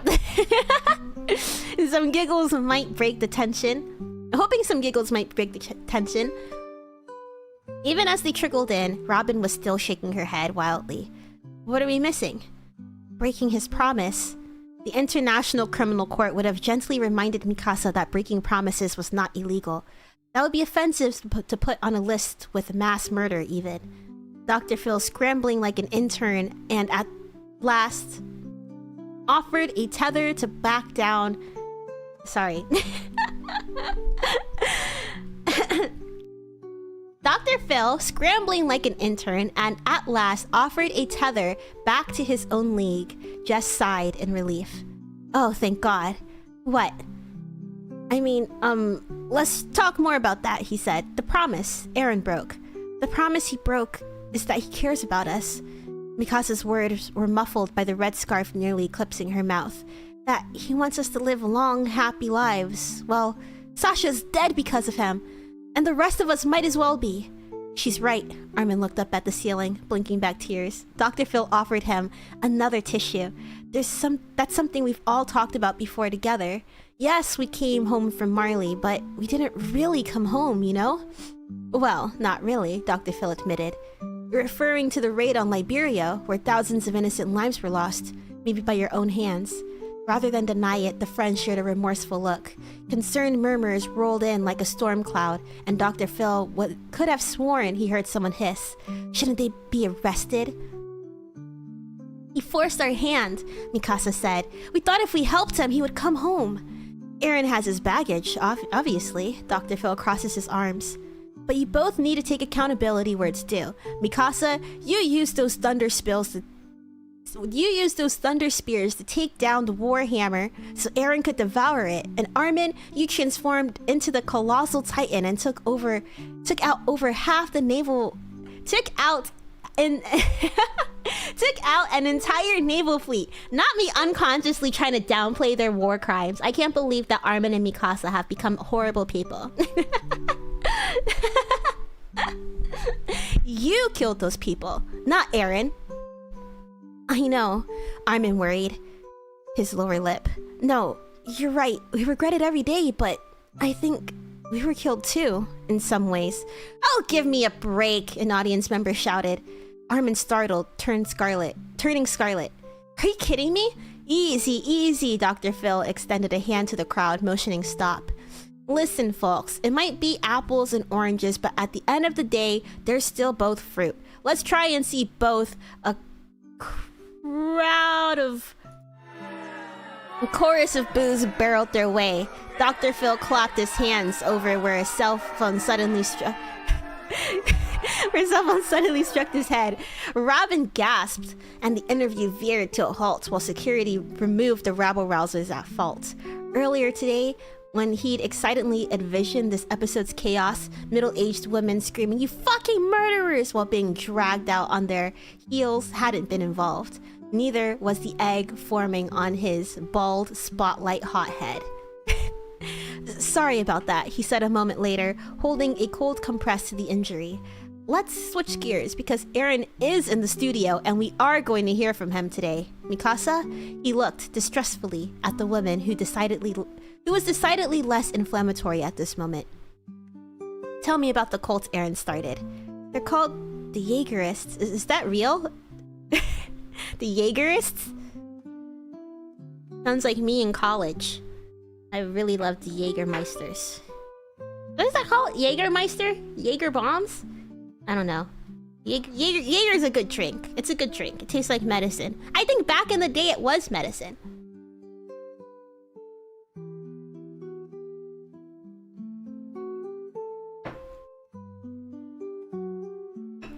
Sorry, I was thirsty. They're called the Jaegerists, she answered, and they worship the ground he walks on. Anything he wants them to do, they'll do it. Dr. Phil could practically hear Robin banishing him to a night on the couch for what he said next. You mean like invading in an enemy country? Laughter morphed into triumphant standing applause. Okay, maybe not a hoot. Okay, let's do it. Oh yeah, there you go. Mikasa sagged into her scarf. Okay, alright, let it out. Armin put his hands up. We deserve that. When the crowd calmed down, he elaborated. We aren't Jaegerists, we're military. Jaegerists are specifically anti-military, and they've become powerful enough to execute a full-out coup. They want genocide as much as Eren does. Genocide, genocide, genocide. We know what Eren wants. Dr. Phil fell comfortably into psychoanalysis, one foot resting on the opposite knee. It couldn't be clearer what Eren wants. What's not as clear is what you and Mikasa want. Is it to have Eren back, or is it to stop Eren? Because at some point, you need to accept that you can't have both. A thoughtful silence ensued, filled only with the defeat between... a look of defeat between the two friends.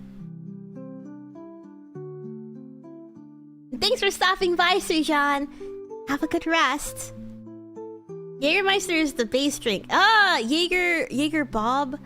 Yeah, with the Red Bull. Delish. Not good for you, but delish. It's the only time I drink Red Bull too.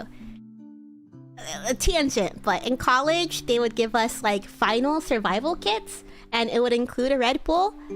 That went straight to post-finals drinking. Maybe even mid-finals drinking.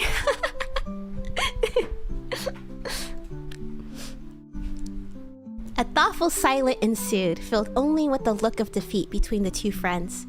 In a perfect world, Armin said slowly, Eren would have beat me that day, or told Mikasa he always hated her. He always hated her. In a perfect world, Sasha's death would have been a line in the sand. But this world isn't perfect, Dr. Phil nudged. It isn't.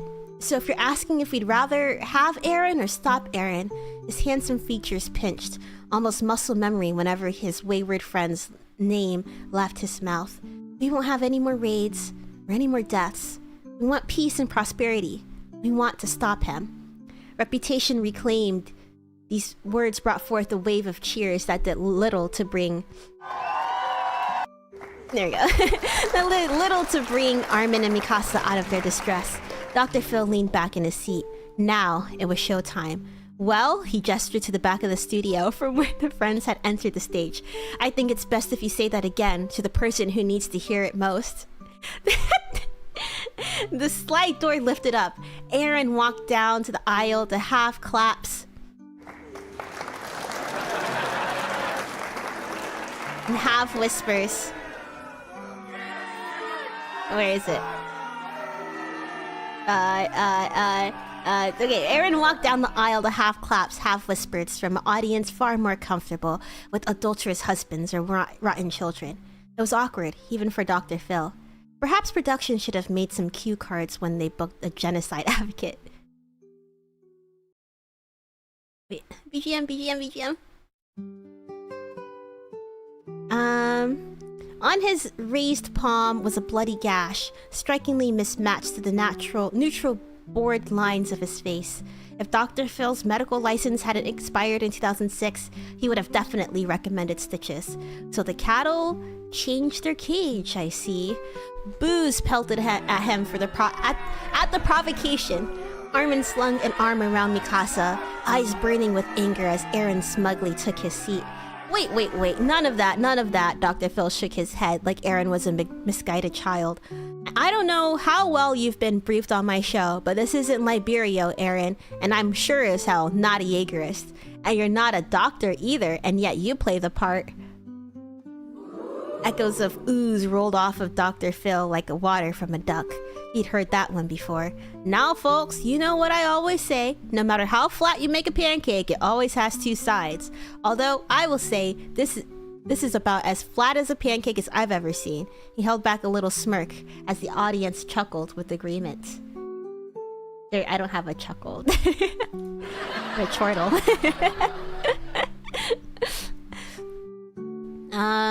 Aaron, we've heard a lot about you at this point, but from everyone but you, so what do you have to say about all of this? Half-lidded eyes scanned the crowd, the stage, the two friends pleading that he open them. They know what I have to say. Armin flinched when Aaron extended a fist behind his head. As quickly as he wound up the punch, he dropped it with a knuckle. Did he just punch Armin in the back of the head? See? It isn't so easy. See? It's too easy. Wait, okay, they know what I have to say. Armin flinched when Aaron extended a fist behind his head. As quickly as he wound up the punch, he dropped it with a chuckle.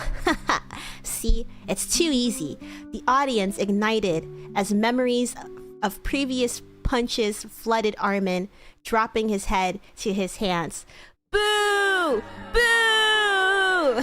Aaron stood up and egged them on sarcastically, lifting his ceiling turned palms up and down.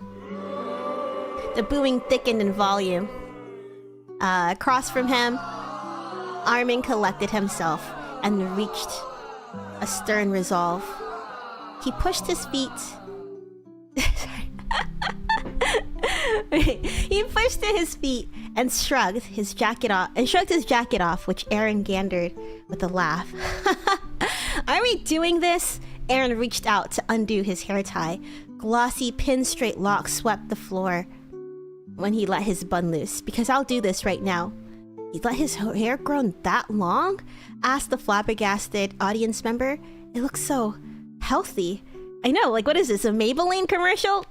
It really went to the floor? His hair? I'm not afraid of you, Aaron, Armin said. Is that why you're provoking me in front of a camera crew with armed security on standby? That's just to appeal the last iota of shame I thought you still had. When have I ever had shame? Aaron asked. Wasn't our childhood just you and Mikasa constantly on damage control? I've always been who I am, Armin. Tell us more about your childhood. Dr. Phil inserted himself desperately into the spiraling conversation. What do you mean by damage control? Aaron's always been reckless, Armin said, but not in a genocidal way. If he ever caused trouble as a kid, it was usually because... Here, he seemed to shed some of his own shame. Because he was trying to protect me. Awns floated from the crowd to Armin's red-tipped ears. He rubbed the back of his neck and continued. So, weaponizing that loyalty as some sort of logical precursor to mass murder is bold, even for him. Armin is right. Aaron killed 2 men for me the first night we met, Mikasa said. We were 9. The audience abruptly paused. Mikasa, stop. Aaron crossed his arms. And, wait a minute.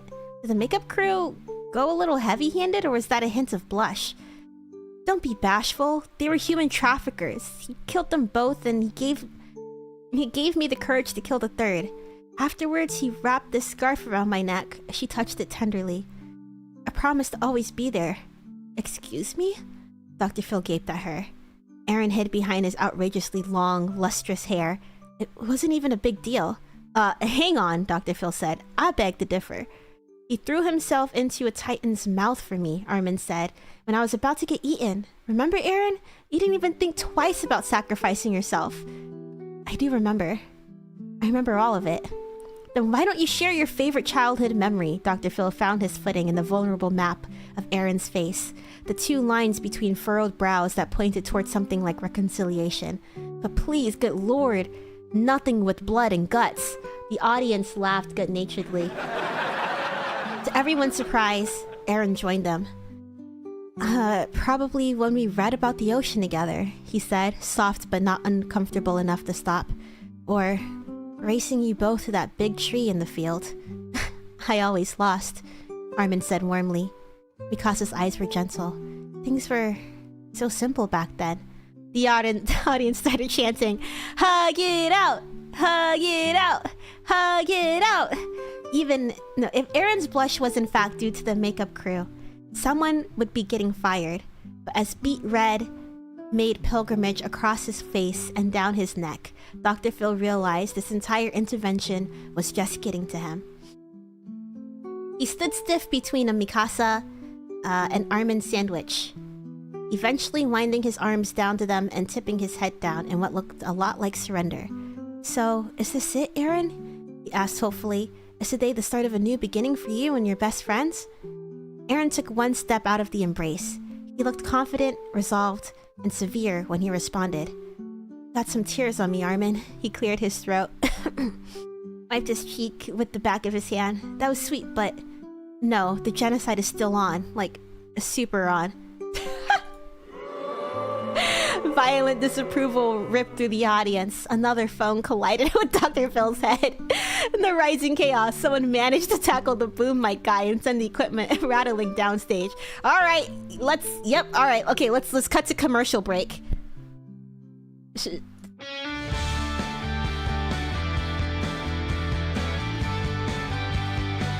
Okay, I'm not making you sit through all of that again. A producer handed Dr. Phil a second ice pack as... it's just, I know, right? I'm into it, you guys are into it. A producer handed Dr. Phil a second ice pack as the commercial break rolled to a close. "So, Jean. It's Jean? Jean? Jean? Jacques?" We're doing Curse today? Yes, it is a story lounge. Get comfy, get cozy. I'm reading you some lovely stories to ease into the weekend with. I think this might be the best one on the list. It might be downhill from here. We didn't start on a very strong note, and we're definitely not gonna end on a strong note. It's gonna get worse. So, Jean, tell us about your time in the military with Eren. Another concerned friend sat in his chair, hands folded over his lap. Dr. Phil thought he looked more detached from the ordeal than Armin and Mikasa, so odds were fair that this exchange wouldn't escalate into more phones being chucked. "Oh, he's always been crazy. I used to call him a suicidal blockhead." "Takes a blockhead to know a blockhead," Eren sneered. Dr. Phil straightened. "Eren, if you're contemplating suicide, you understand that there are actions you can take to get help, correct? I'm pretty sure genocide is like the literal opposite of suicide," Jean said. "And anyways, the nickname was because he always played the hero, just like constantly throwing himself into danger without thinking. Depression is not the problem here, folks. What do you think is the problem?" Shockingly, Jean took a beat to gather his thoughts. "You know, there were a lot of throwaway lines I could use right now about Eren being a villain or a traitor or an egomaniac. And I think there would be at least a little truth to all of that." Here, he looked thoughtfully at Eren. "But at the end of the day, I have the smallest grain of understanding for his motives. The world does hate Eldians, and a lot of them do want us dead. But where the rest of us strive to prove the world wrong, and prove that we're not the monsters they say we are," a deep frown etched into his face. Eren's anger and pain and helplessness turned him into exactly that. The analysis resonated with the crowd. All eyes turned hopefully towards the man across from Jean, who was halfway through French braiding. Why is he braiding his hair? Halfway through French braiding his impossibly long hair. Eren just stared back, fingers working behind his head, eyes emotionless. He's just jealous because Mikasa's in love with me instead of him. "Oh, you asked for it, you fucking bastard." Dr. Phil made the mistake of stepping between the two seasoned soldiers as they leapt towards each other in fury. Caught in between a left hook and an uppercut, he could only clutch his bald head in protection as he was tousled around in the crossfire. When he stumbled out, imagining a cartoonish cloud of arms and legs still wrestling behind him, he was met with Robin's disapproving glare and an iPhone 14 between the eyes. Dr. Phil's catching strays left and right this episode. Did Boomi find foster little sister? Foster? What is that? Oh, like a foster home? I was thinking like Foster's home for imaginary friends. I was like, what? Frankie Foster? She's not a sister, she's a granddaughter. Okay. No, Grisha, I'm not going to say that, said Aaron out loud to no one in particular during a commercial break. Absolutely not. Trying to use my own trick on me, huh? Huh? Dr. Phil paused his water cooler conversation with Dr. Phil paused his water cooler conversation with Armin and gestured to the scene across the stage. Should I be concerned? I mean, more than we already are, Armin said, laughed dryly. So did Dr. Phil. It faded into a simultaneous longing sigh while they sipped from their Dixie cups. How's your head, by the way? It's starting to look kind of purple. Fine, fine. Dr. Phil waved his hand of the concern. All in a day's work. You know, I might not be in the military, but I've taken my fair share of hits. Cheers to that, Armin said. You wouldn't believe me if I told you the kind of injuries I've had. Try me. Burnt to a crisp, whole body. Armin gestured down his torso, charred like blackened chicken. Ask Mikasa if you catch her before the break's over. No kidding. Dr. Phil whistled. I just might. Just then, Aaron scoffed loudly to himself. Yeah, no, fuck you too, Kruger. Alright, let's take a look at how disciplined Aaron is in his formative teenage years. Another bullet list projected onto the screen. Completely desensitized to any crimes less severe than genocide, the audience found it hard to react with the warranted amount of horror to what was displayed. Chained and beat him in front of civilians, forced him to do chores, punched half of his teeth out, different instance than the first bullet, insulted his man bun, called him a thug. What do you have to say? What do you have to say, Levi? Did we get everything right? I definitely did all that, he said. No notes.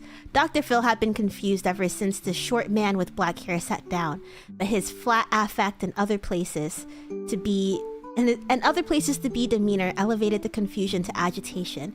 So, don't you think beating him up has anything to do with his violent tendencies now? Levi raised a brow, so subtle it was debatable if the cameras picked it up at all. I think the brat who murdered 2 men when he was 9 on this path... Sorry. I think the brat who murdered 2 men when he was 9 was on this path long before I laid a finger on him. Not persuaded, Dr. Phil took out a sheet of paper and read from it. This is just my opinion when it comes to teaching some discipline. I think peeing is the best way. Did you seriously say this? Yes, and it's the truth. Whose intervention is this anyways? It's just... when you have a young man that with this much hatred and violence in his heart, you have to look at the father he strives to model. Silence fell like a hammer within the studio. I'm sorry, what? Levi asked, chillingly calm. We have to consider how you raised him, Dr. Phil elaborated, as his father. Right. Levi leaned forward, gathering his thoughts, while his tongue slid slowly across his upper teeth. Okay, so here's the thing. I'm not his fucking dad. Dr. Phil paled, and not in a Maury scandalous we need a DNA test way. This kid is not fucking related to me at all. I don't even know, did he tell you otherwise? He didn't, but Dr. Phil pressed his hand to his temple. Perhaps the iPhone injuries were worse than just superficial bruises. Look, I skimmed the list and made some assumptions. I made assumptions, alright? And that's on me. I don't care, Levi said. I'm going to leave now. So, 2,000 episodes, huh? Jean joined Armin and Dr. Phil by the water cooler during the next commercial break. That's a lot, man. Dr. Phil nodded. Well, I'm usually a little more helpful. Well, we're just thankful for the experience, Armin said. We didn't think you'd ever actually accept our application. The word struck a chord in the back of Dr. Phil's head. Why on earth had he accepted these people?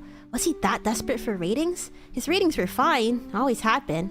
And the way this was going, he suspected the studio would be ravaged by the FBI before it was ravaged with glowing reviews. Yeah, Jean said. Half the audience left already. Pretty sure all we've done is scare the public out of their minds. Ethan, welcome! And have a good day at work, Dennis. Thank you guys for stopping by. Let's see. Yeah, scared the public out of their minds. Maybe they just went to get new phones, Armin chuckled. Jean shoved his arm good-naturedly. You're funny, Arlet. Arlert? I'm glad we resurrected you from being burned. This is really happening. I'm glad we We resurrected you from being burnt to a crisp. Dr. Phil straightened out of the gloomy, confusing spiral of his thoughts. So that did happen. So, you're Aaron's half-brother. A very paranoid Zeke looked left, then right over his shoulder. Levi's gone, right? Like, he's nowhere near the premise? Aaron's brother is named Zeke? Is that real? His name's really Zeke? Okay. Correct. Can someone confirm that I have at least 10-mile radius away from him? Sure, Dr. Phil said flatly. Okay, his shoulders sagged in relief. Yeah, we're half-brothers. Same dad, different mom. And... I know no one named like that in Attack on Titan. Okay. I'll take your word for it. It seems like a random name to pick. And you say you have a viable alternative for Aaron that doesn't involve genocide? I do, Dr. Phil. Across from him, Aaron scowled as he styled his hair into a French twist. I already know the plan, and it's stupid. It's stupid, and I hate it. Well, why don't you humor us, Zeke? Dr. Phil said. After straightening his glasses and clearing his throat, Zeke looked out into the audience like he was running for political office. I present to you the euthanasia plan. Roll the diagram. If there were more than 10 crowd members left, Dr. Phil was sure concerned the murmurs would carry better. On the projector, an amateur drawing of a pregnant woman covered by a big red X lit up the screen. Encircling her were smaller drawings of spermicide and tied fallopian tools, birth control, and perhaps most concerning and unexplainable of all, a butcher knife. Oh dear, Dr.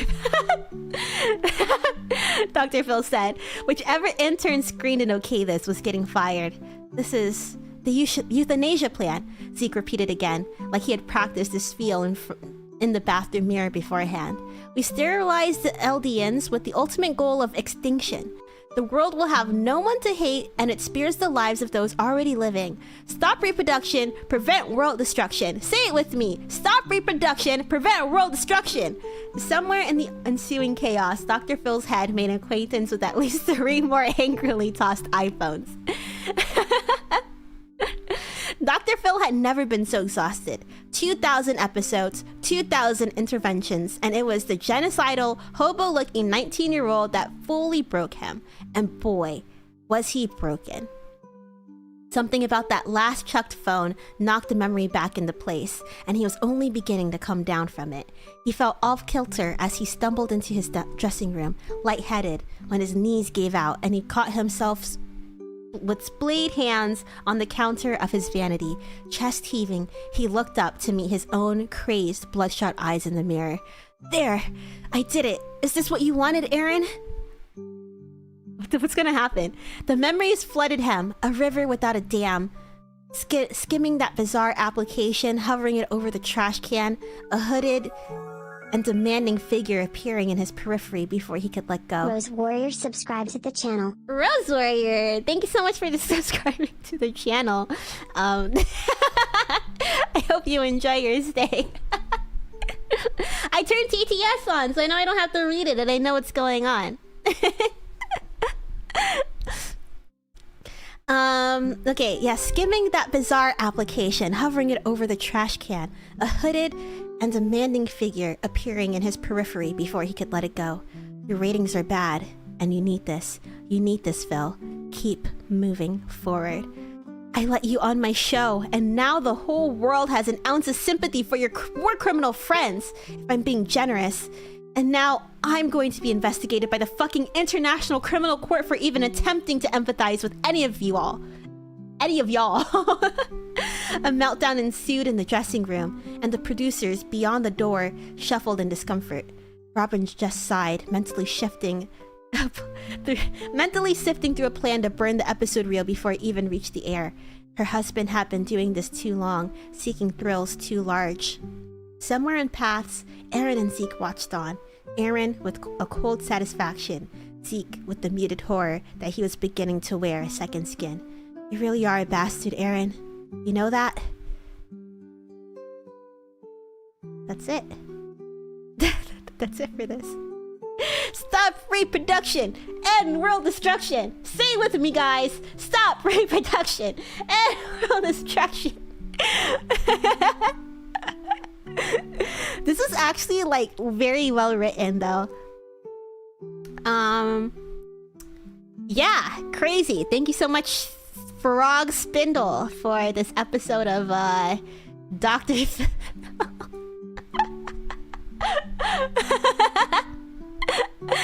Okay, alright. Oh gosh. Oh gosh. Alright. We have 2 more, but I'm really curious about how long these are gonna be. We've been reading for quite some time now. I think for this next one, we're not... Let me see how long this is. I was gonna say we're not gonna read the whole thing, but let's see how long it is. 12,000 words! I don't think we can. Oh, but it's multiple chapters.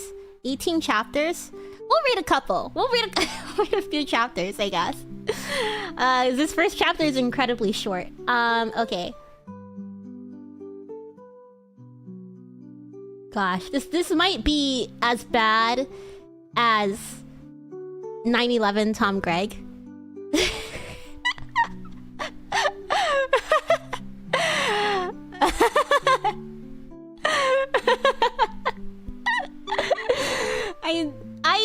I found this under the BoJack Horseman tag, and I was like, what does this have to do with BoJack Horseman? We'll probably just read a couple of chapters. I don't know if I can, or if I even want to read the rest of it. This one's called the Ted Bundy and Jeffrey Dahmer Adventures by Deadpool x Pinkie, which I can only assume is a Deadpool x Pinkie Pie username, because if you were to see the characters that are involved in this particular story, let's just list them off so we know what exactly we're getting into. Clearly you have a couple of very notorious serial killers, such as Mr. Ted Bundy, John Wayne Gacy, Ricardo Richard Ramirez, Jeffrey Dahmer. To be honest, I really don't know much about like serial killers. I watch like a lot of what do you call it, like the crime shows. Yeah, I don't know. I know one of these guys is like a clown dude, right? Well, we also have Drake Parker from Drake and Josh, Martha Scott from Baby Reindeer, Josh Nichols from Drake and Josh. You got the Menendez guys. You got the those guys are the Columbine guys. Dan Schneider, Megan Parker from Drake and Josh, BoJack Horseman, Pinkie Pie from My Little Pony, Wade Wilson. I'm guessing some more massive murderers. Diane Nguyen from BoJack. Some Deadpool characters, some Hetalia characters. Yeah. Yeah.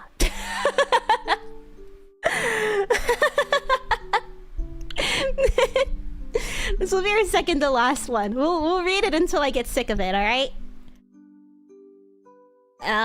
What did this Dahmer... I wouldn't know. All I know is that most of the people on this list have killed like what? More than 5? That's like the requirement. You have people who...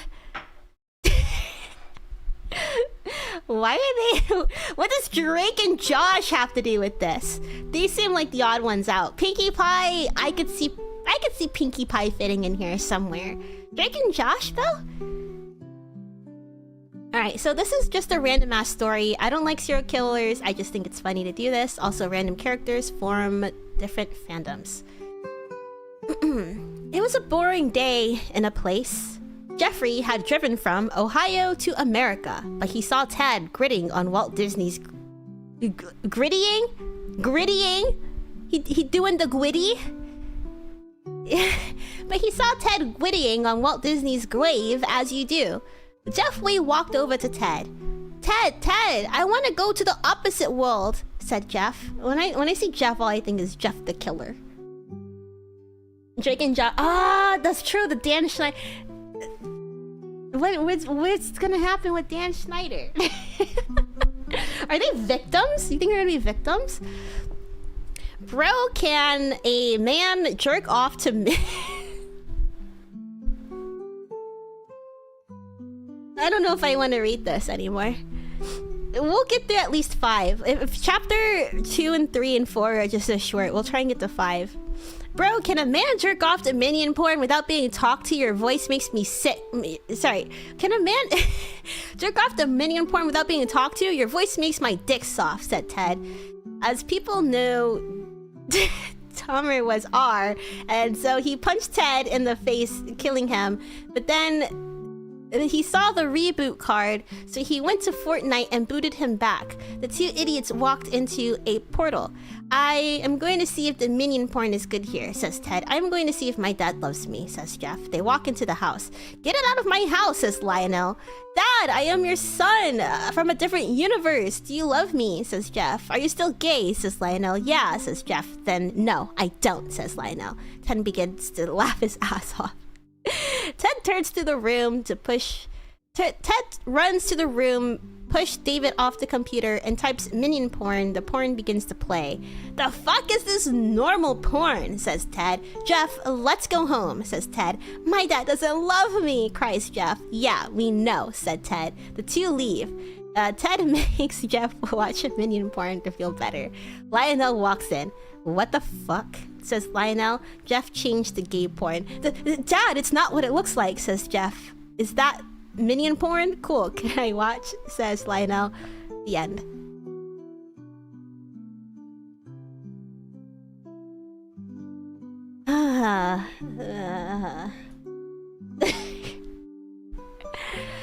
Richard and Dan feet adventures. It was a normal day. Actually, it was a feet day at school. I don't know why it's a thing, but whatever. Ew, weirdo, says a valley girl. I am sorry. I really want to touch your feet. Is this Dan Schneider?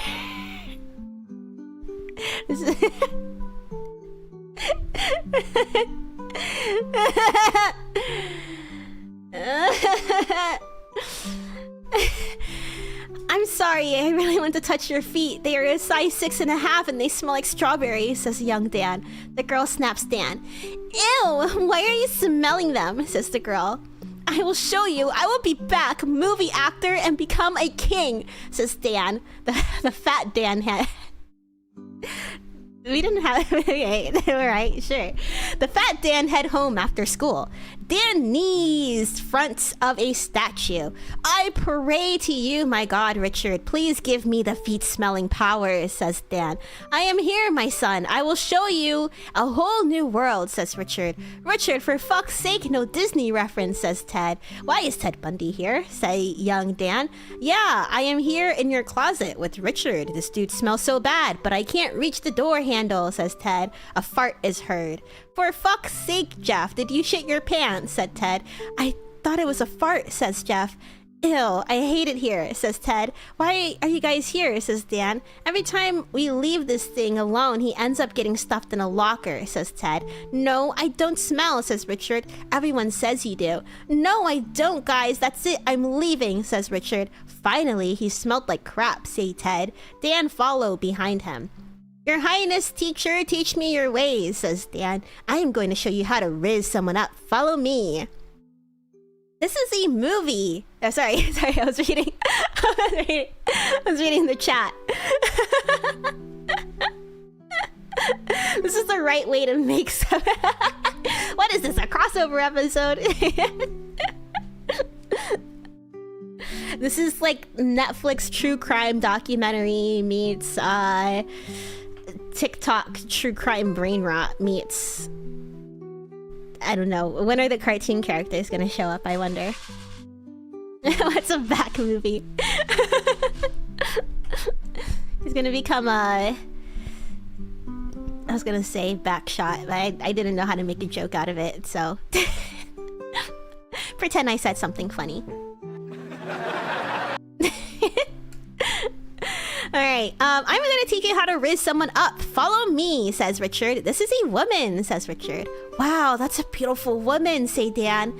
The two look at a garbage bin. That's a fucking garbage bin, says Ted. No, that's a woman. Now, Dan, you need to tell her she got nice toes and you want to lick them, says Richard. Hey, sexy, can I lick your toes? Says Dan. The garbage bin says nothing, obviously, but the two are bigger idiots than... God, guys, you're so stupid. Say Ted. Dan see a really pretty woman from school. Who's that? Says Richade. That's Brittany, Sapphire, Ashley, Bianca, Blair, Ruby, Jen, says Dan. Wait, what's her first name? Says Ted. Brittany, Sapphire, Ashley, Bianca, Blair, Ruby, Gem. Suck balls, she is so hot, says Dan. Well, I guess the author really grabbed the most rich, snobby-ass name and just ran with it, says Ted. Dan walks over. Hey, sexy, let me suck your toes, says Dan. The girl with the long-ass name slaps Dan. Ew, why did you say that, says Brittany. My friend Richard and Ted told me to, says Dan. The two men are nowhere to be found, and Dan is arrested for sexual harassment. The end. Are there any comments on this? Can we like go further? Chapter index. Drake and Josh. Ben Shapiro is in this. What?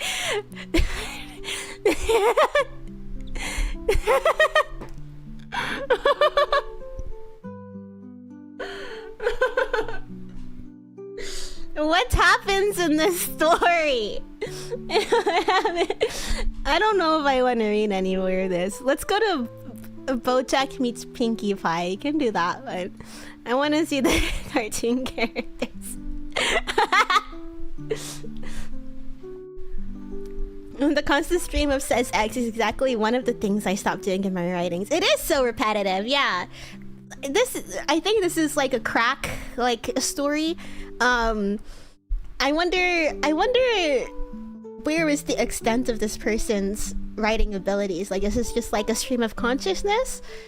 I don't know. But I admire, like, this is 12,000 words, dude. 12,000 words. I think Dr. Phil had 4,000.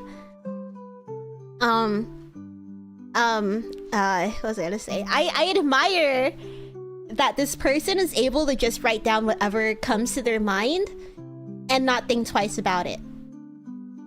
I can't do that. Even when I'm like role playing with like I do like role play on with like bots and stuff, because I mean you get that instant response and you'd be like you can, what do they call it, god modding? You can god mod when you're role playing with the bot. So when I'm doing that, just to sort of like, you know, get back into writing a little bit, I overthink everything, and I overthink like all the small details of how I want the plot to unfold. This person doesn't give a fuck about that. I want that skill. Okay, alright, let's read this before I lose my sanity. Chapter 5. BoJack meets Pinkie Pie.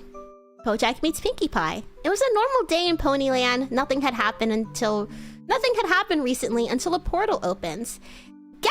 Wait. I haven't seen My Little Pony in a long time.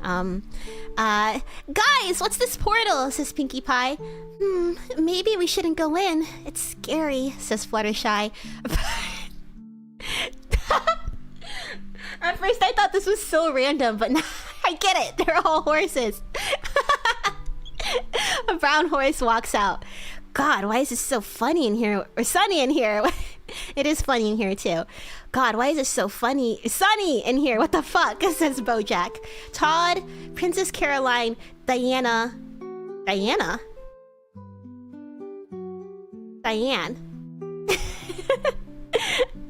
And Peanut Butter also walk out.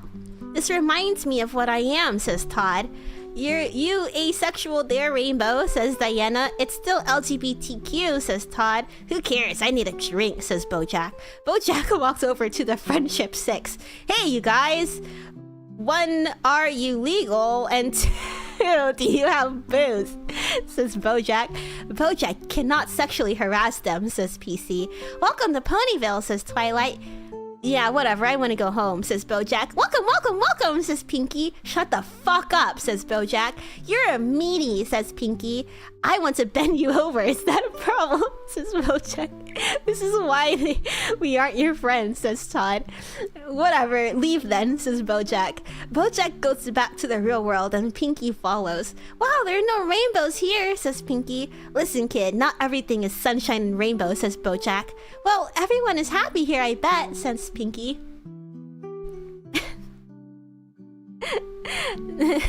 Nope, we got... I'm not... You can't read those words on YouTube, right? Do I have to TikTok? You can read it. You can read it. What's a groomer, says Pinky.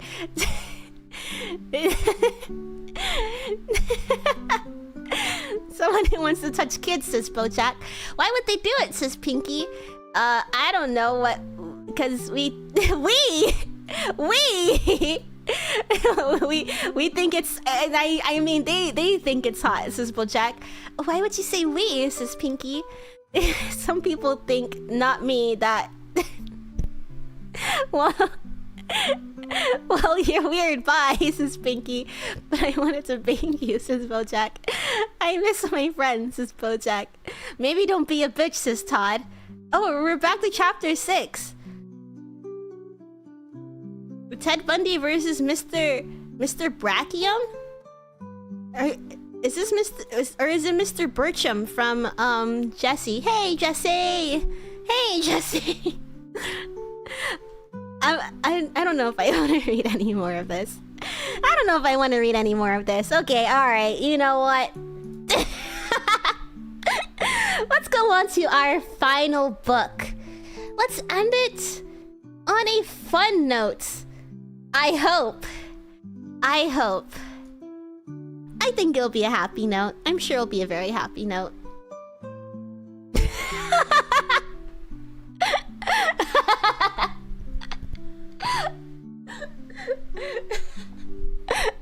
I mean, the last one, I saw the characters in there. I mean, I only saw like the first like handful. I saw Drake and Josh. I didn't see like the other murderers. I was just like, Drake and Josh, Deadpool, Pinkie Pie. What the heck? I saw that the chapter seemed short. I thought, okay, fine. I don't know why it's in the Bojack tag, but fine. Fuck, dude. What was that? That broke my sanity. I will be bookmarking it to read it on my own later. I don't think I can read it out loud. I don't know. I'm too scared to read it out loud and have that be up on the internet forever. So we're gonna end it on a happier note. Happier, I don't know. Cool Cat saves Vietnam. I forgot to put the author on this one. Cool Cat saves Vietnam by Rose Muffins. Do you guys know? Cool Cat? Are you guys familiar with Cool Cat? By Daddy Derek. Cool Cat saves the kids. Cool Cat stops the... Cool Cat stops the school shooting. Surely we're all Cool Cat fans here. Today we're reading Cool Cat Saves Vietnam by Rose Muffins. Let me go ahead and make this smaller just a little bit. Yeah. Cool Cat is assigned to be the hero of the Second Vietnam War. This is our last story of the day. So we're gonna try and end it on a happy note. Cool Cat, don't fail me now! My head hurts from the last fanfiction reread. Isn't that the cat that always tries to teach kids how bullying is bad? That's exactly him! That is him! I'm glad that you're familiar with the hero that our generation needs. Quite frankly.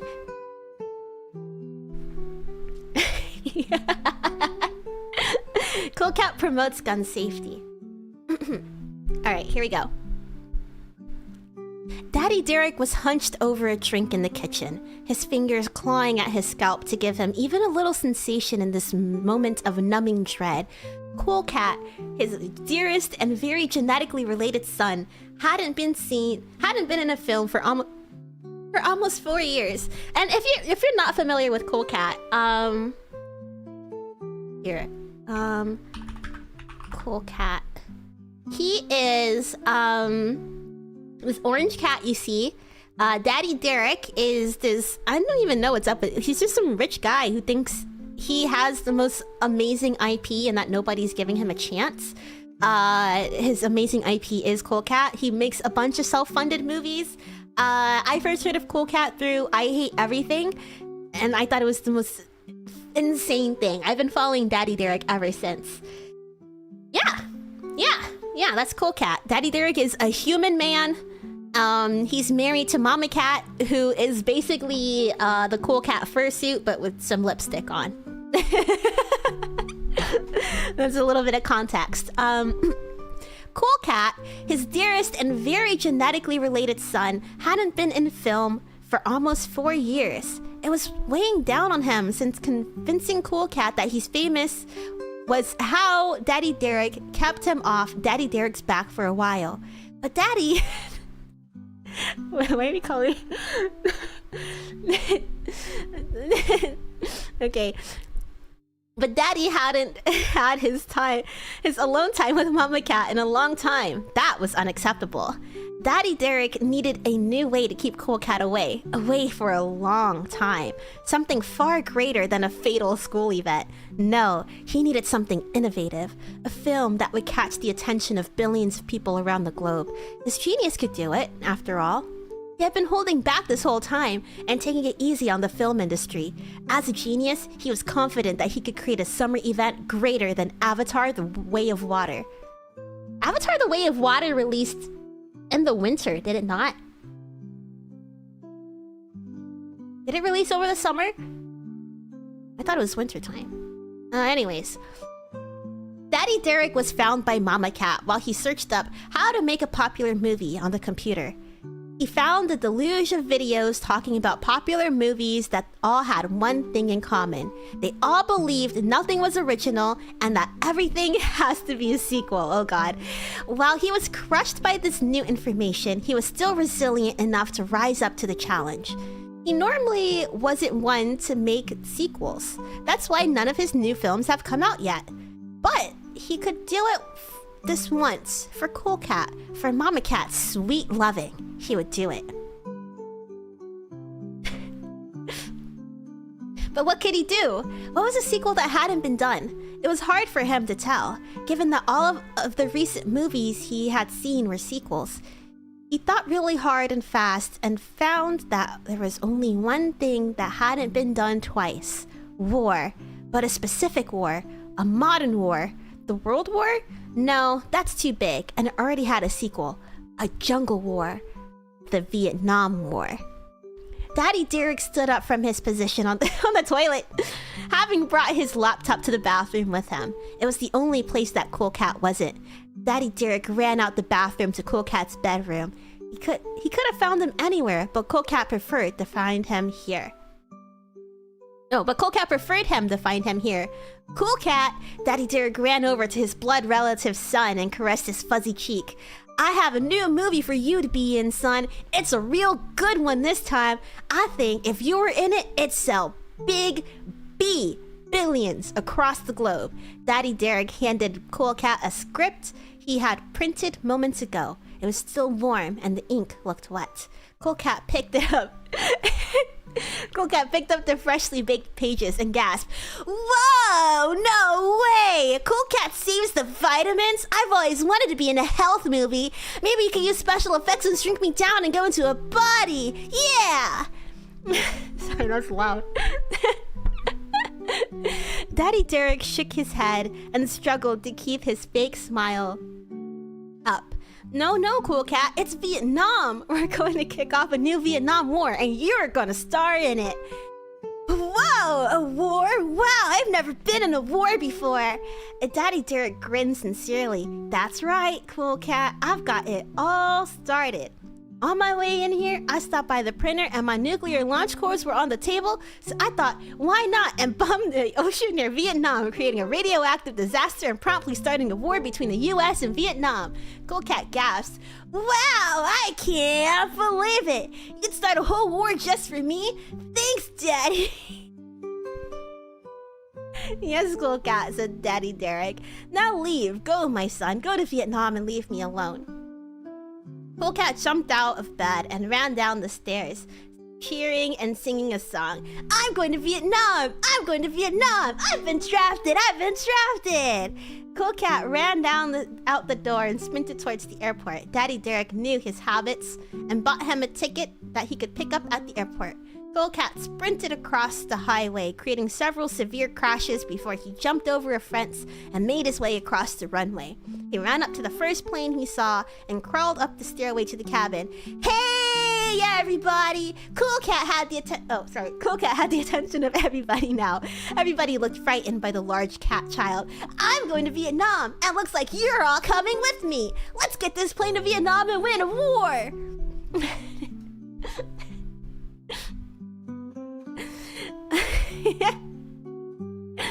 The scared people suddenly began to brighten up. The speech Cool Cat had given invigorated the people in the plane with the courage to fight and win a war. They reached into each of their American luggage and pulled out rations and rifles to each other. Even the children. Everybody was ready to participate. Cool Cat took his seat and relaxed comfortably as the plane made its way to Vietnam. After a few hours and a few bags of peanuts, the plane had finally crossed into Vietnam. Cool Cat gasped when he looked at his phone, tracking the flight directly on his GPS app. Cool Cat cheered, "We're here! Now it's time to land this plane and get to war!" The Cool Cat swiped on his phone and turned off airplane mode. Very responsible of you, Cool Cat. The airplane began to shake and tremble. Haven't landed yet! You haven't landed yet, and he took it off of airplane mode. And then the plane immediately begins to shake and tremble. Cool Cat goes, "Good morning, Vietnam!" I've never seen that movie, so I don't know how it goes. Okay, let's see. Cool Cat looked out the window and saw the wing of the plane was breaking apart before exploding at the engine. Scraps of wing peeled away before the wing split in half, plummeting through the clouds and diving towards the earth in a ball of fire. Cool Cat cheered. "Looks like we'll be landing soon. Let's go!" Cool Cat ran down the cabin and of now screaming passengers. I'm screaming, don't I?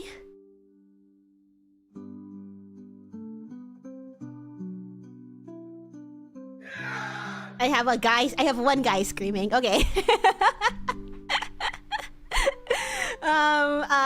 He ran down the cabin of now screaming passengers and grabbed a parachute from one of the panicked civilians. He reached over the pair of people strapped into their seats and gripped the emergency door lever, pulling down on it until the door blew off each side of the plane and sent Cool Cat soaring through the air with the released cabin pressure.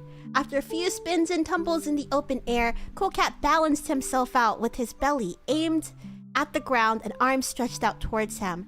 The sound of a dying plane and screaming passengers faded behind him as he fell towards earth with scattered luggage. But all Cool Cat could hear was the rush of air in his feline ears and his own cheers of youthful joy. "Woo! Yeah, I'm going to Vietnam!" After a couple thousand feet of falling, he deployed his parachute and slowed his descent. Luckily for Cool Cat, he was right above the makeshift military base that Daddy Derek had commissioned. He landed among his fellow soldiers and ran straight towards the biggest man. A drill sergeant was there to greet him. "Ah, Cool Cat," he said. "You're here. Good. You're just the one thing we need to win this war. It's all on you, Agent Orange."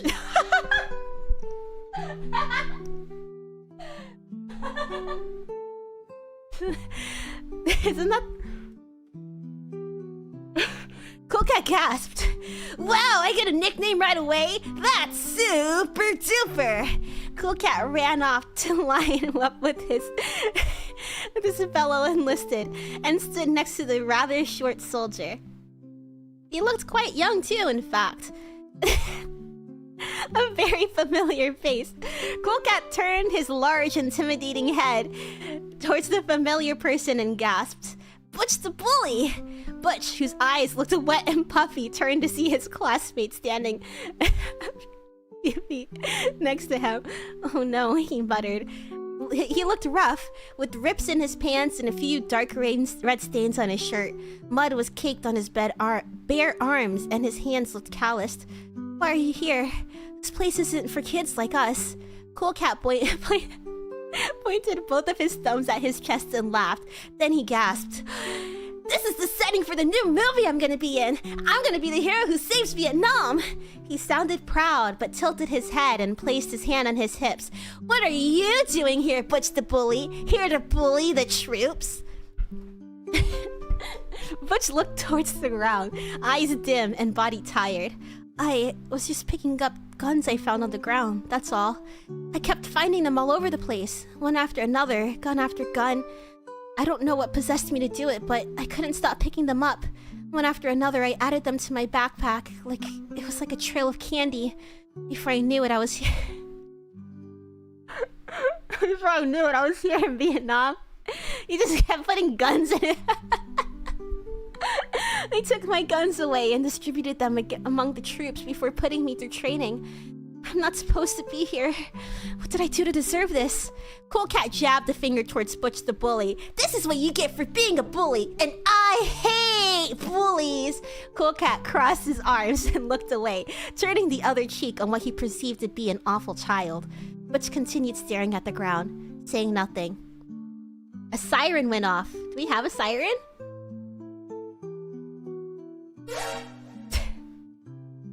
That's the siren. A siren went off, and the whole base started to move. Soldiers were rushing around the camp, grabbing guns and charging into the dense jungle. Even Butch, quiet and working on autopilot, had gathered his things and began moving out into the brush. Cool Cat looked around and asked, What's going on? Where are we going?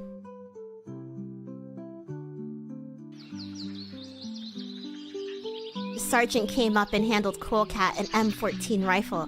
It's war, Agent Orange. It's time to show us your stuff. It's our secret weapon. We're sending you into the thick of it. There are a lot of communists out there, and it's up to you.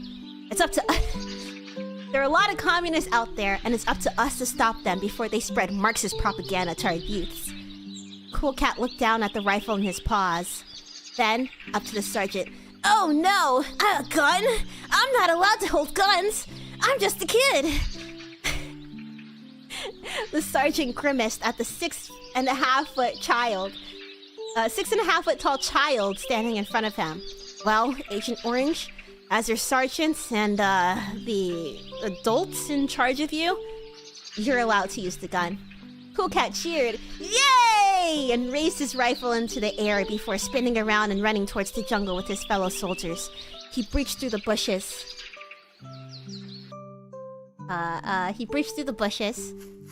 And shot through low-hanging vines as he ran, finally finding where the other soldiers had gathered up and hunkered down. Cool Cat crouched next to them, his head still poking out from above the bushes. What's up, my fellow Americans? Are you ready to save Vietnam? The men before Cool Cat shushed him, shh, and waved their hands, pleading with him to get down lower. Get down, get down. Cool Cat did not listen. Instead, he stood up and looked around, eyes wide as usual, and looking out for what the big deal was. I don't see anything, said Cool Cat. What are you guys hiding from? Cool Cat stepped out from the bushes and into the clearing where the sun was bright and the air was thick with oxygen. It was a big departure from his usual suburban life. Wow, this place looks like such a fun place to play in. Come on, guys, let's play tag. Cool Cat or tapped Butch the Bully's shoulder before running into the clearing. Tag, you're it! Butch the Bully's eyes went wide as he saw his classmate run out into the open. He reached out, trying to grab Cool Cat's tail, but it wasn't there this time. Cool Cat went out about 20 feet before...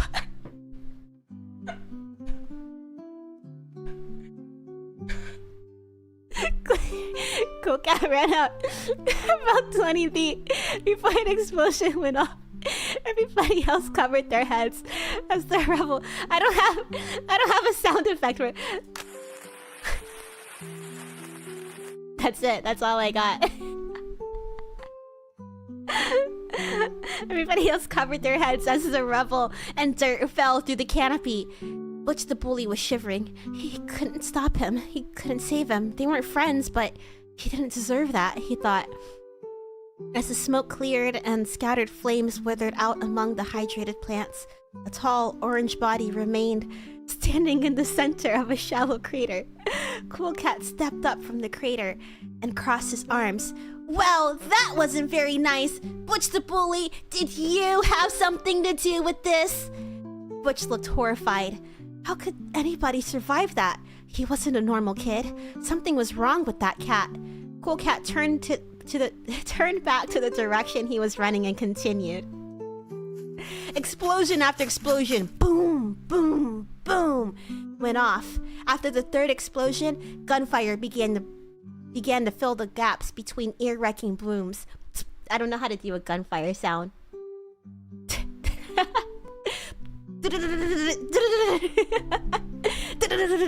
He soon found himself among scared faces and trembling men. They couldn't even hold their rifles up against him as he looked around. Hey there, pals! I'm here to save Vietnam! How's about you come along and we can do it together, as friends? The men didn't understand the talking cat child, but the cheery voice had unnerved them. They slowly got up from their positions and started to move away, eyes locked with the orange menace on the orange menace on their way out. Cool Cat shrugged and kept running. Guess they were tired. He kept running. He blew through wires, mines, and multiple ambushes. Boom, boom, boom. Boom, boom, boom. He didn't stop for any of it.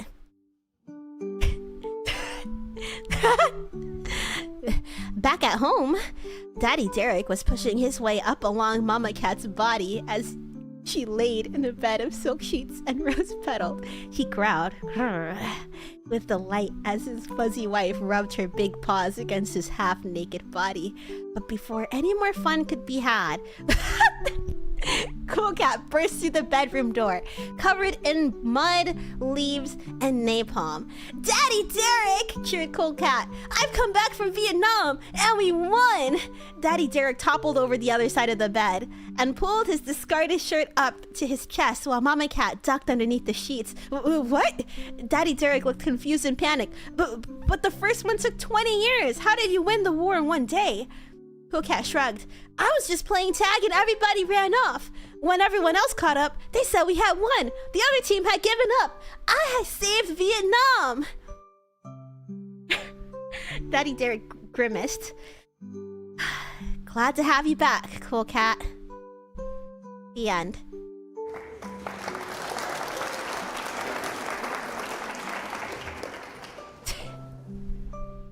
Jesus Christ.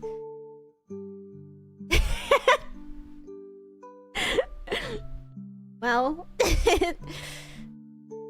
yeah, that was the last story I had for us. Cool Cat saves Vietnam.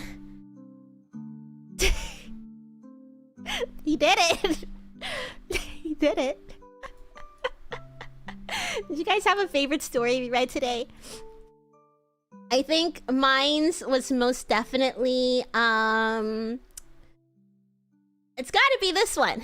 It's gotta be the Dr. Phil one. I enjoyed the twist that Dr. Phil was in on the plan the entire time. Honestly, Cool Cat might be a second favorite. It might be a second.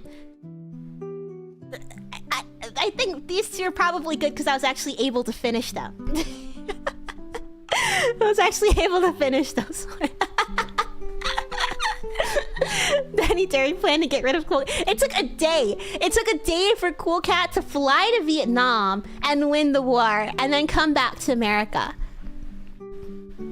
I think he's secretly like some sort of like eldritch god or something. Yeah, the day was saved. We did it, Patrick. The day was saved. Well, I mean, Cool Cat was able to do it with 0-0 KD. He was able to win war with a 0-0 KD, which is kind of insane. If Cool Cats can stop the school shooting, of course he can stop the Vietnam War. Okay, I actually have a little encore. Not reading any of these stories, but there were some that I saw when I was trying to pick out, and I was like, oh my gosh, I wish I could read this, but no way in hell. No way in hell am I gonna read these on stream. Okay, so the first one we have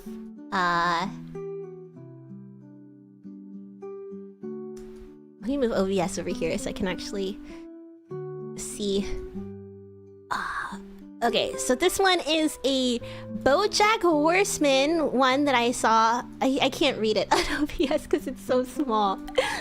And let me pull up the image in my screenshots folder real quick. You could probably read it ahead of me. Alright, here we go. This is a BoJack Horseman one that I saw. BoJack and his wife, Fort Sezong. I thought this would be an interesting read. With the world left to be discovered, with new moral rules from before, it seems like a heavenly turnover from a species long from peace for decades past. You and BoJack begin to explore this new world of changed narratives and profound surreality. Though what has come before seems like too permanent and wonderful of an instilled narrative to believe it was gone as much as it was celebrated as. I did not understand this summary. I don't have the brain power for that. I thought it was interesting that it was a BoJack Horseman X-reader. I was like, oh, maybe I could read it. And then I saw the words. 3,742,508 words in this narrative fiction. And that, coupled with everything else, all the other wild plots that we've read. Look at the dates on this. Last updated the 29th of October 2024. I think the most recent, or the oldest fanfiction we read today, all of these were on like the first or second page of the sections that I was looking at. I think the oldest one that we read was the GTA 4 one, and that was made in September. This is ao3. What a site. What a website. Oh my gosh. So that's one of the ones that I don't know, I just needed to show it. I just needed to show you guys. There's also this one. It's just so long. Can you even read it? I was wondering if they had a SpongeBob one. Of course they do.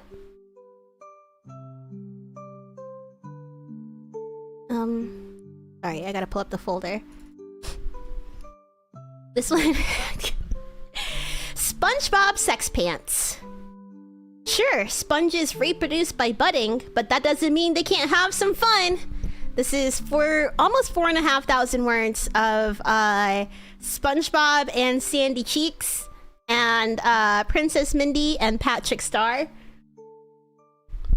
I didn't even look in here. I was not prepared.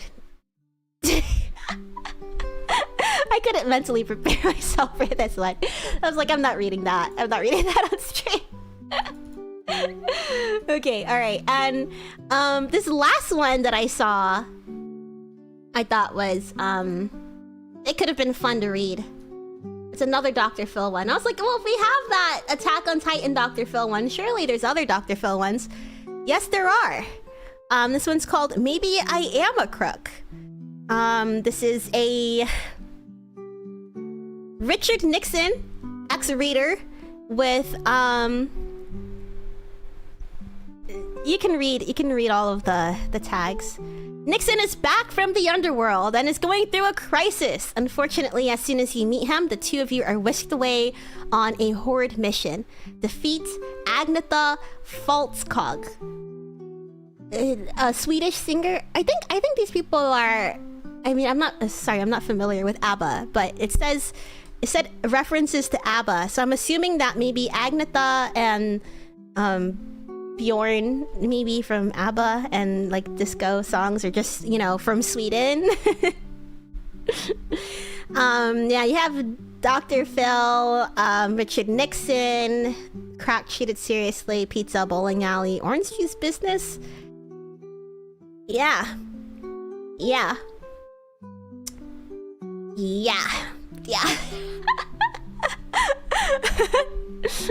There's a thing for everything now. There sure is. But you know, I really want like I said, I love Succession. I think that fan fiction is a way to explore characters deeper, or just differently. My favorite character from Succession is definitely Greg, the Omega that we were introduced to earlier. I liked him because over the course of the series, you see him grow more slimy and corrupt, being influenced by the temptation of wealth and power. And I want to see that explored in a romantic setting. Any Greg fanfiction I come across is him and Tom. I don't want that. I want like Beauty and the Geek. Nobody has written that yet. Once that happens, I'll be a very happy girl, but I have yet to see anything like that. It's usually like very earnest takings of romance fanfictions with my boy Gregory Hirsch, but whatever.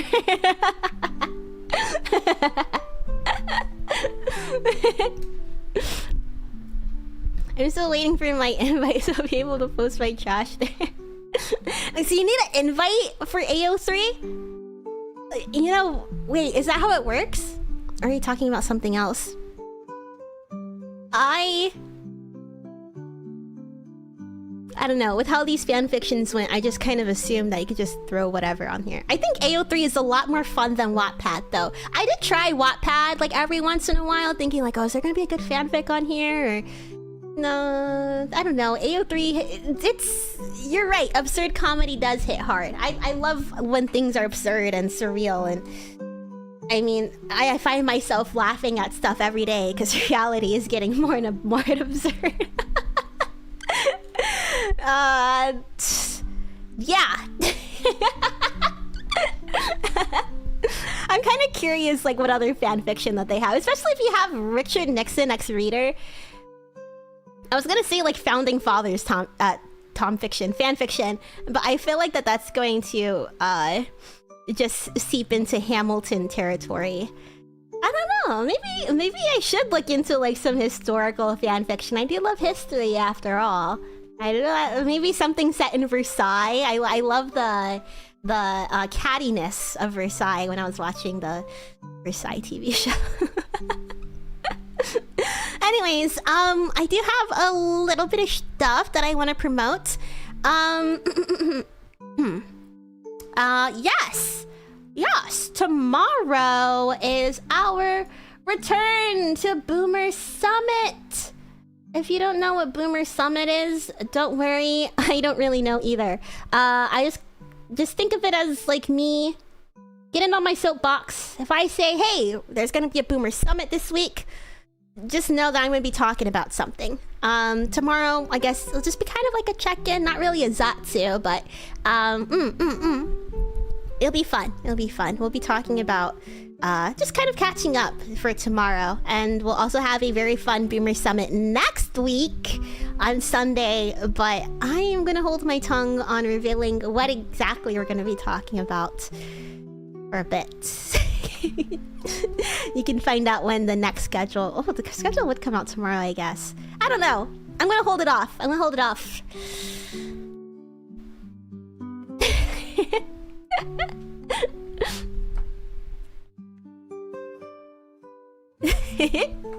A fanfics part 2 stream in the future? Would you guys be down? I'd be down to do that. I'd be down to do that. Next reader on a desert island.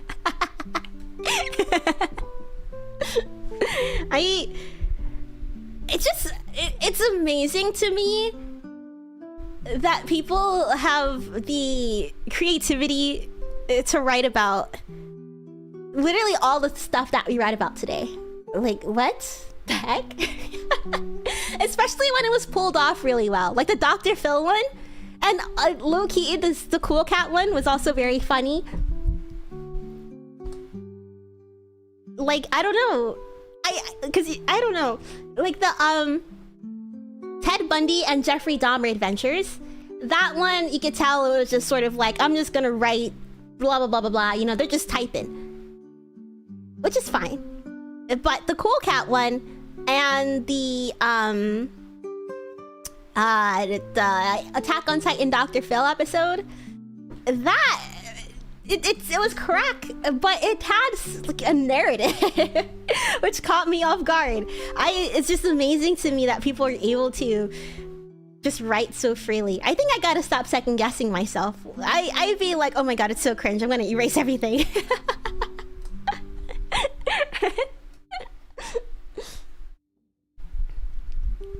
Oh, do you like we could do like a Mad Libs fanfiction. I think that'd be fun. Maybe My Immortal. I want to do a read along for My Immortal. I was thinking, because this is what we call the story lounge. Maybe we'll have some future episodes. I was hoping that you guys would like it so we could do some more story lounges. I do want to do My Immortal, and if you remember, I think around this time last year, I did a fanime stream, if you're familiar with fanime.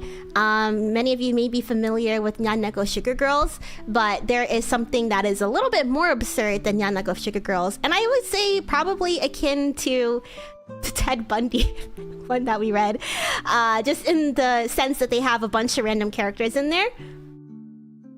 Blood Raining Night by the queen herself, Reichuru Ketsueko Neko Oni. Ketsueki Neko. If you've never seen Blood Raining Night, it's a masterpiece in fanime, okay? It's so weird. I don't even know if I have the VOD on here, but you probably had to cut out so much of what we were watching when we were watching Blood Raining Night. But I do have like highlights from that fanime stream. Maybe one of these days I'll redo it, just because I want like a nice version of that VOD to live on the YouTube channel. But yeah. Blood Raining Night is another one that I really want to do. It's so there's like this girl who I think is half demon, and the story starts out with her like making love to Denmark from Hetalia, and but she cheats on Denmark. she cheats on Denmark with Inuyasha, and she is like pregnant with Inuyasha's demon baby. And she gives birth to Inuyasha's demon baby in the middle of a taco restaurant, and the person who helps her give birth is Korra from Avatar, but Korra is also in a relationship with Sesshomaru. I think Sesshomaru doesn't want Reichuru to have the Inuyasha's demon baby.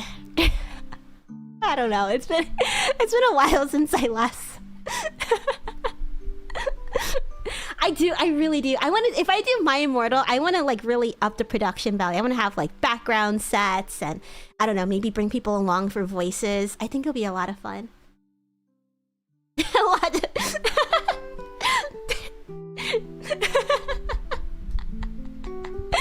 yeah.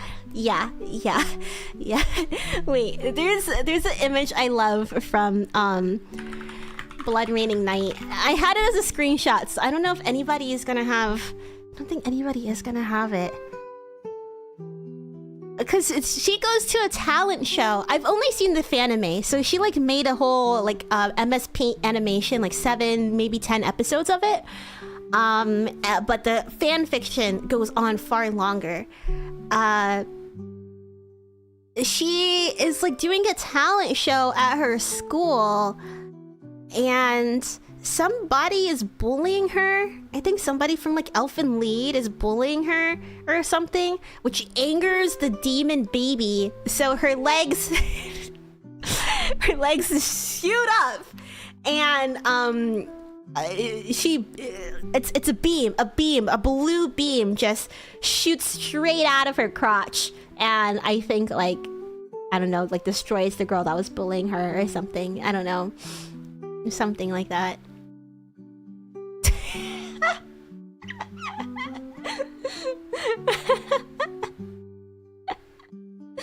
If you haven't seen it, go take a look.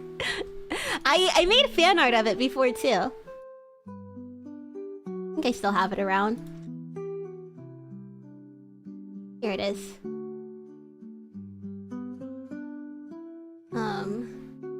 Yes. Oh god, it's so big. That's what she said. That's me and Rachel Ketsubeko Nakaoni. Her catchphrase is Nyaon! Nyaon! That was a fun stream.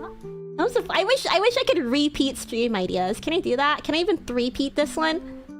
A lot of the times I look back on it and I'm just like, oh, I think I could have done this part better. I think I could have done this part better. Me and Nay, I had Nay on to watch some of them with me, and we made fan art together. I don't know if I have Nays on here though. Oh, this is the one Nay made. I'm gonna put it back to the one that I made.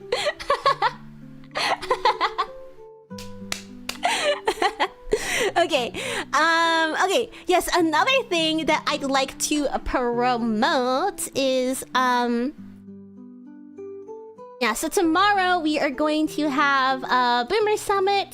So we get to yap a little bit more. It will, yeah, it's not gonna be like, yeah, we'll just yap.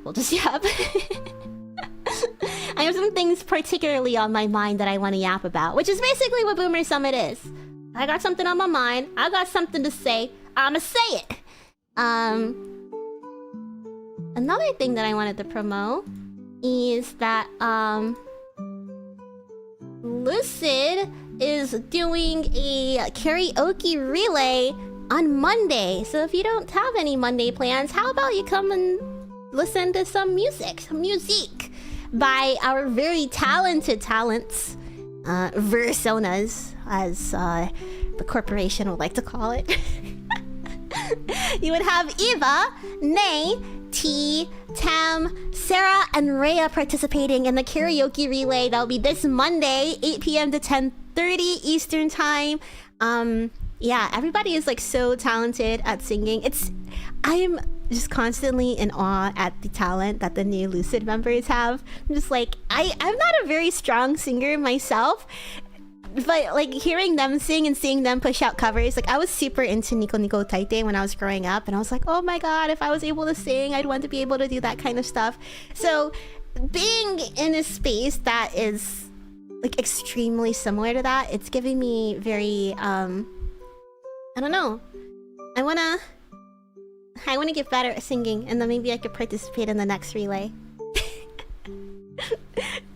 If you followed me through my VTuber journey, I think the first karaoke that I did was for the Kiri Cielo, which was hosted by Kiri Mara and Nay. They did a VR chat karaoke concert. The song that I did, because I know I'm not a good singer, so I try to go for something nostalgic, like yesterday, the Shiny Teeth, and like Campfire song, you know, easy. I sang da da da da da da da. Welcome to the Tipton, where everything is sweet. Try joining us for dinner. May we offer you a treat. Next time, stay at the Tipton. The Tipton puts you on top. When you stay at the Tipton, the good times, they never stop. So you're the one that has traveled far. The food is always gourmet. Da da da da at the Tipton. It's your place to stay. I haven't stopped thinking about that episode since it aired. I was huge into Zack and Cody growing up. We could talk about this more tomorrow. I think tomorrow, general theme of tomorrow will be like nostalgia. There's a question I'm gonna ask you guys tomorrow, so don't answer today, but I wanted to ask about how you guys deal with not just deal with nostalgia, but like for me personally, I had a few moments this week where I'm like, wow, I'm like really getting up to hag status. Getting quite old. And I don't know, I just saw like some pictures of some old friends, and it just made me think like, how do you keep memories close to you when you're aware that they're fading away? So yeah, go ahead and hold on to that question and think about it, and we'll talk more about it tomorrow. I'm very curious to see how you guys choose to cherish your memories, and yeah, knowing that they're growing more distant every day. It's just, I'm very attached to my childhood, I guess. Clearly, I might have a little bit of Peter Pan syndrome. But yeah. Just how do you guys keep the memories close to you when you're aware that they're fading away? We'll talk more about that tomorrow at tomorrow's Streamer Summit. Let's see. Was there anything else that I wanted? Oh, yes. I do have a Ko-fi now. I'm going to announce that officially tomorrow, but I do have a Ko-fi where you guys can get additional memberships if you'd like to support the channel a little bit more. Support the channel and Lucid. I was gonna paste the link into here, but I'm not logged in on the chat on OBS. But if you go to ko-fi.com/STFUBoomi, you'll find me there. We have 3 tiers, but you know, that's something that I am going to hard launch tomorrow. Talk about it more then. If you haven't noticed, I'm also posting shorts onto YouTube as well as Twitter. If you see them, if you think that they are funny, go ahead and like and maybe leave a comment. It helps. It helps spread the word of Boomi. It's another way that you can help support the channel and support me outside of, you know, like monetary stuff. And yes, of course, on Monday we have the karaoke relay. I won't be participating, but I'm very excited to listen to everybody singing. With that, I think it's time for us to go ahead and find somebody to raid. How did you guys enjoy the stories? Was it fun?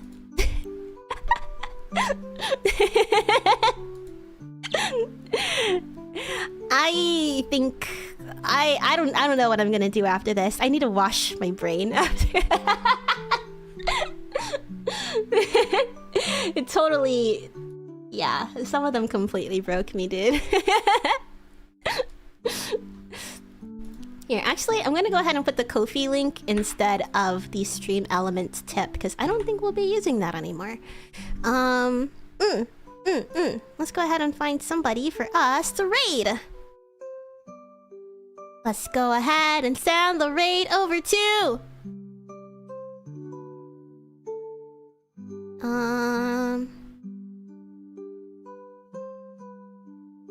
Let's send the raid over to Duo Leveling, who's doing a charity donathon, Extra Life 2024 Part 3. They are twin VTubers, always a bunch of fun, so kind, so sweet. Yeah. Let's go ahead and send the raid over to them for their charity donathon. Show a little bit of support. Yeah. Thank you for the stream. Thanks for hanging out with me, guys. As I continue to uncover more horrors of the internet for you. I feel like that's sort of becoming my role. First with the fanime last year. I don't know, this is I like doing this kind of stuff. I like finding these oddities and then forcing you guys to listen. It was fun hearing you tell them. Thank you. It was fun reading them. It was something. It was something for sure. I don't know if I laughed out of like horror or if I laughed out of because it was genuinely funny. Yes, I hope you guys have a great rest of your day. If you've been sitting down for as long as I have, make sure you give your body a nice big stretch. Don't forget to stay hydrated, especially me. I haven't been drinking water. I've just been drinking my coffee that has gone cold, even though I did get the cap, but you know. I drink like a quarter of the coffee and half the donut. You see, I can't eat while I stream. Not even something that should have taken like 10 minutes.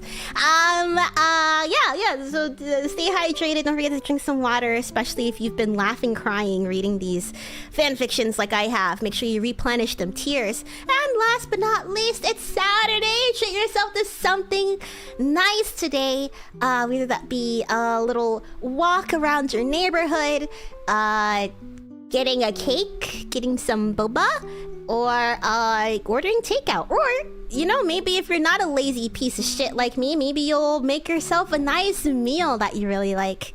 Read a book or take a nap. Do whatever it is that you please today because you deserve it. Drink water, otherwise kidney stones are a pain. I saw like a video of this guy getting like this massive kidney stones removed. It blows my mind that you can... A, that kind of stuff forms in you, and B, like you can pee that out? How? I don't even want to think about it. Until next time, I hope to see you tomorrow for tomorrow's Boomer Summit, talking about nostalgia. Until then, take care.